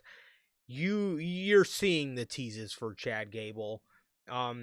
This man, he's been posting workout videos. I can't wait to see what he looks like on WWE television, because from his workout videos, I don't know if it's just him getting his pump in, but bro, he looks fucking yoked. Like, yoked. Insane from those workout videos, man. So it's crazy. They're obviously teasing him coming back, and I'm sure it's going to be the Rumble. 100%, man. Chad Gable's the man. I really can't wait to see him back. He's one of my favorites on WWE television. He really fucking reminds me of Kurt Angle, man. So hopefully they can get it together with him and do something with the guy. Put a championship on him, please, for the love of God. Put that IC championship on him. And man, I really hope we can get off on the right foot with Chad Gable this time, because yeah, what happened in Clash at the Castle Scotland will not be forgotten, man. How that man fucking lost that match, it still haunts me. This man should be getting ready to return and go into some world title shit, if you ask me, bro. Chad Gable versus CM Punk, I'll fucking take it all day. But I know WWE ain't going that route, and it's ridiculous. No, exactly.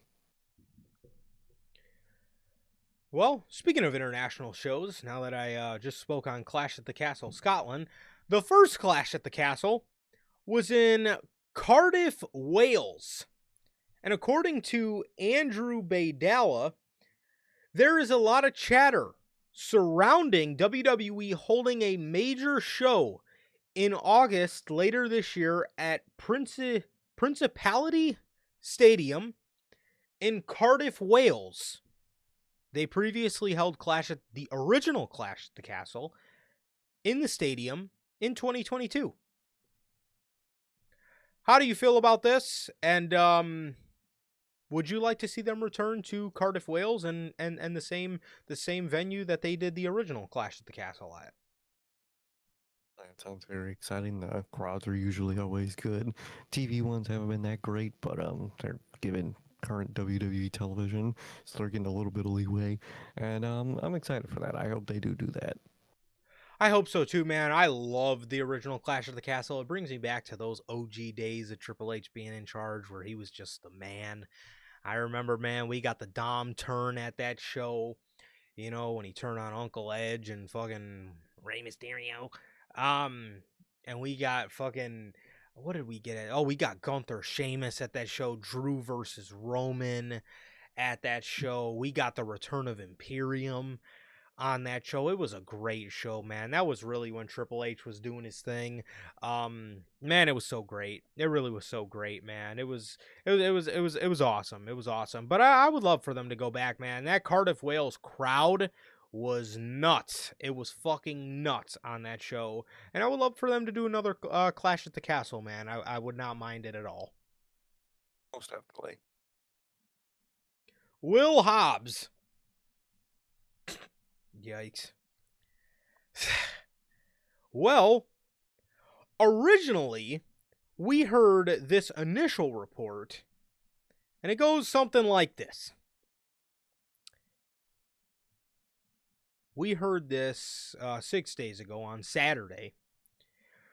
Fightful is reporting that Powerhouse Hobbs is reportedly expected to sign with WWE and is expected to join SmackDown while skipping NXT.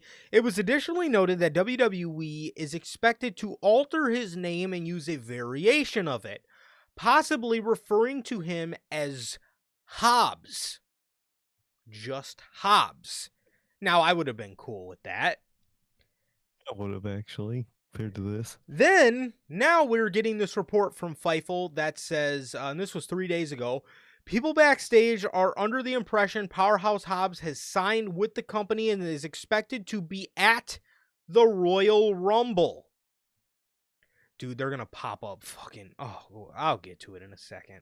So, Uncle Dave is reporting nobody in AEW has anything negative to say about Powerhouse Hobbs, with us being told that he made the decision based on his family, which would seem to indicate he got a better money deal. I think that's bullshit. I think he did it because he wanted to become a bigger star. I don't think it's a money thing at all. Tony Khan would have matched anything WWE, and WWE's cheap.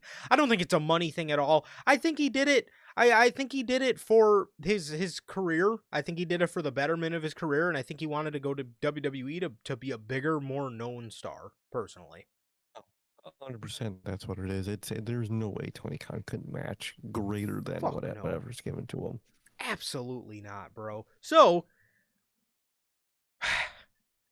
Then we get this report today from bodyslam.net. This is literally today, as we're live. Powerhouse Hobbs will reportedly use the ring name Royce Keys in WWE. Royce Keys. Royce Keys. So I guess they're not going by Hobbs. They are JC Mateoing him.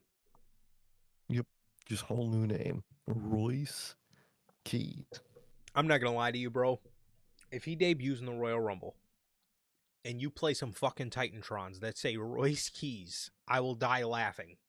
Oh, yeah. And secondly, you're kidding me, right?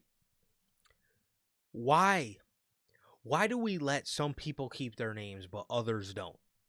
It's like it should just be a universal thing in WWE, like in wrestling. People keep their names. I'm sorry. You bring Powerhouse Hobbs in as Will Hobbs or Hobbs, whatever the fuck you want to call him. Hobbs better be in the name. Royce Keys. Again, like everybody, we'll get used to it. But it sucks, dude. It's why? Why are we doing this? It's so unnecessary. It really is, man. I'm not really messing with that. Again, we'll get used to it, but dude, he's Will Hobbs. Just fucking let him be Will Hobbs. Why do we have to jump through all these fucking hoops for no reason, man? Royce Keys. That's terrible. And then, like said in the comments, man, Hobbs posted apparently on Twitter that his son's name is Royce back a few years ago, so it makes sense. He's Yeah, Royce Keys. that would make sense. He's Royce Keys. Why not even like Royce Keys. Hobbs? Something. Royce, like, it's the Keys part that is bad. You know what I mean? Keys as your last name. Keys. All right, bro. Good luck. But I do wish him the best of luck. He's probably going to be in the Rumble as Royce Keys. We'll see how it goes. Yeah, and he's going straight up to the main roster, man. So, I mean, we're going to see how he fares on SmackDown. I'm assuming they're going to keep him away from Jacob Fatu.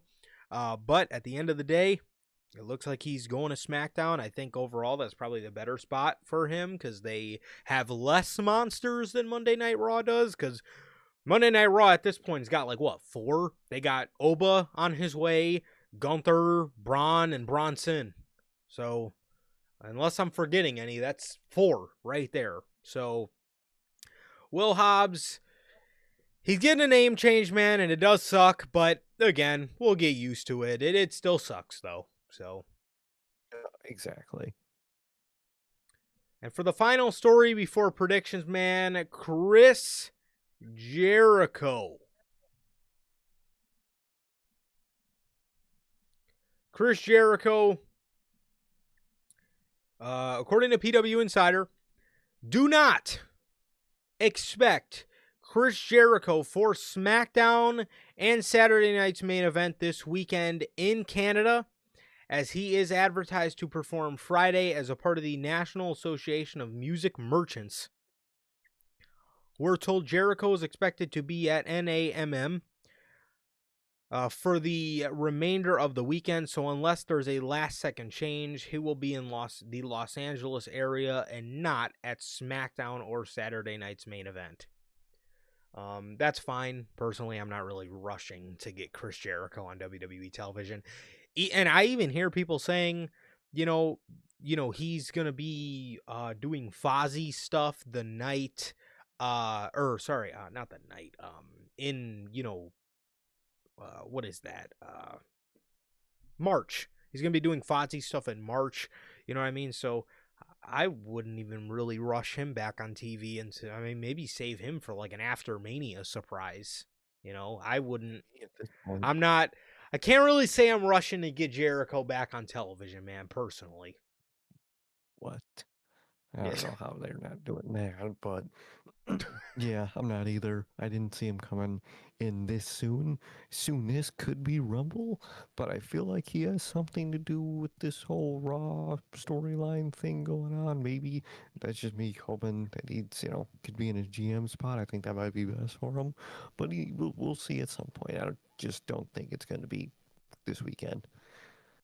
I don't either, man. So, yeah, we got Jericho coming into the company, man, but do not expect him this weekend I personally didn't expect him this weekend anyway, but, to each their own, I guess. To each their own. Let's see. Okay.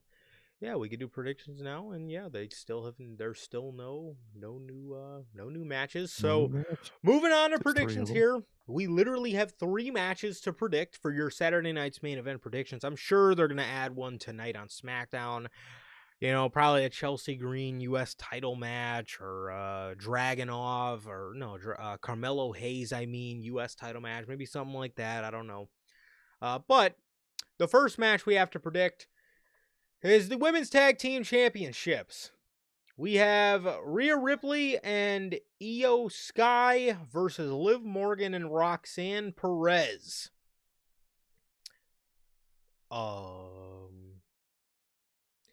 Both Rhea and Io are in the Royal Rumble, so, maybe this could go either way, but for now, I don't think they'll have Rio drop the championships after 3 weeks. I think I'm going to go ahead and say Rhea and Io here.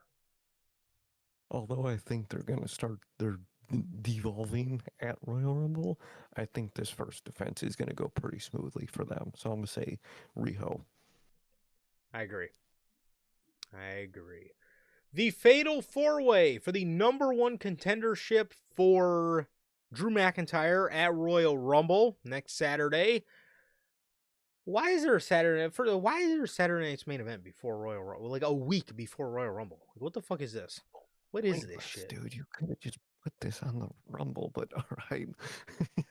Or like, I never understood why they don't use this Rumble why they don't use this Saturday night's main event to put things on the Rumble undercard that you would have. Like put an IC title match, a world title match, anything that doesn't make the Rumble card, because typically they only have 2 undercard matches.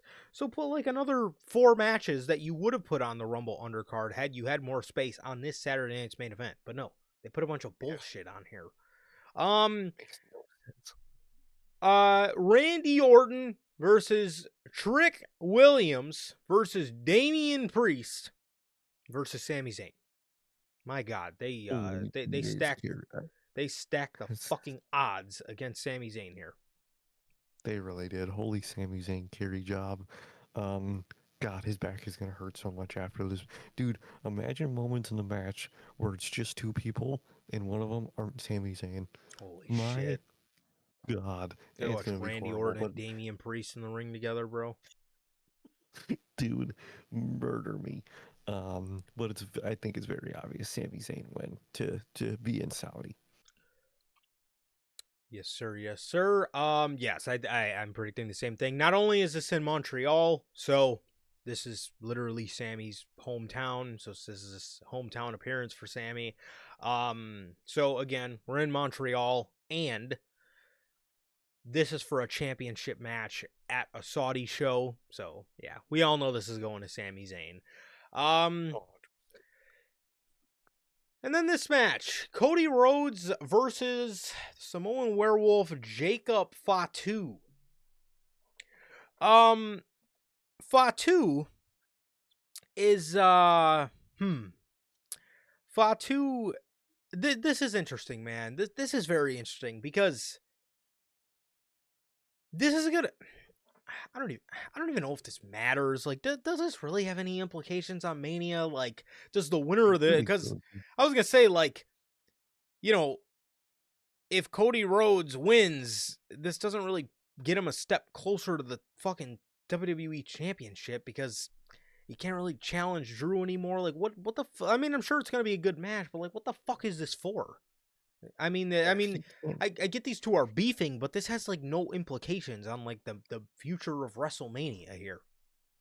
Yeah, I feel like because they did that stupid stipulation that he can't face Drew for the title, as Drew's champ. But like, I think that's the Mania plan anyway. So what I think is gonna happen here, I think Fatu is gonna win this via unwanted Drew McIntyre help, and Drew McIntyre is gonna keep doing that to Cody. And then, they're going to work the story in there that, Cody ends up getting the match anyway because, Drew just kept fucking with him. I could see that. That's my lob right there. I could see that. I could see something like that. I could see Cody maybe getting frustrated. Maybe Fatu wins the Rumble. He's starting to feud with Drew, but now Cody wants to get his lick back on Drew. So, they work it into where it ends up being a triple threat. Personally, I would maybe just do Fatu and McIntyre for the championship. It's something different. Have Fatu win the Rumble. Maybe something like that. Have Braun win the Chamber or something along those lines. But I'll go ahead and say Fatu here just because I find great joy out of watching Cody Rhodes lose. But, Sure. maybe, you know, maybe Paul's gonna have a hard on for his boy Cody Rhodes. Hopefully not, but we'll see. But yeah, overall, man, I'll go ahead and say Jacob Fatu. So Exactly. yeah, so that is everything that we have here today for your predictions, and that's everything we got for the news. This has been episode 200. Well, no, we're out of the twos now. This is episode 302. So, yeah, with that being said, man, that is going to do it. And yeah, that's everything we got here today, man. But tomorrow, remember, we will be live with the John Cena Farewell Tour 2025 shirt ratings, man. We'll be rating all the shirts from the Farewell Tour, man. All the ways from number 0 all the way to number 34, I think it is. So we'll be rating all the shirts, man. I'm very excited for this. Very excited to see what this brings. Very excited to talk some merch with you guys, man. As yeah, that is going to do it for this edition of NHP. And yeah, this is tomorrow at 1 p.m. Central, man. So be there or be square. It's going to be a lot of fun. I'm very excited for it. As yes, that is going to do it, man. And that is it. Thank you guys so very much for joining us. Everybody who joined us in live chat, we got Carol, we got the homie Nort in the house. Thank you guys so very much for joining us here today. As with that, that is going to do it. And it has been always a pleasure for my Johnny. That's okay. And that is going to do it for this edition of NHP. That is going to do it for another edition of the news. It's been episode 302. Please like, comment, and subscribe, and we'll see you all tomorrow with the John Cena Farewell Tour 2025 shirt ratings. Peace.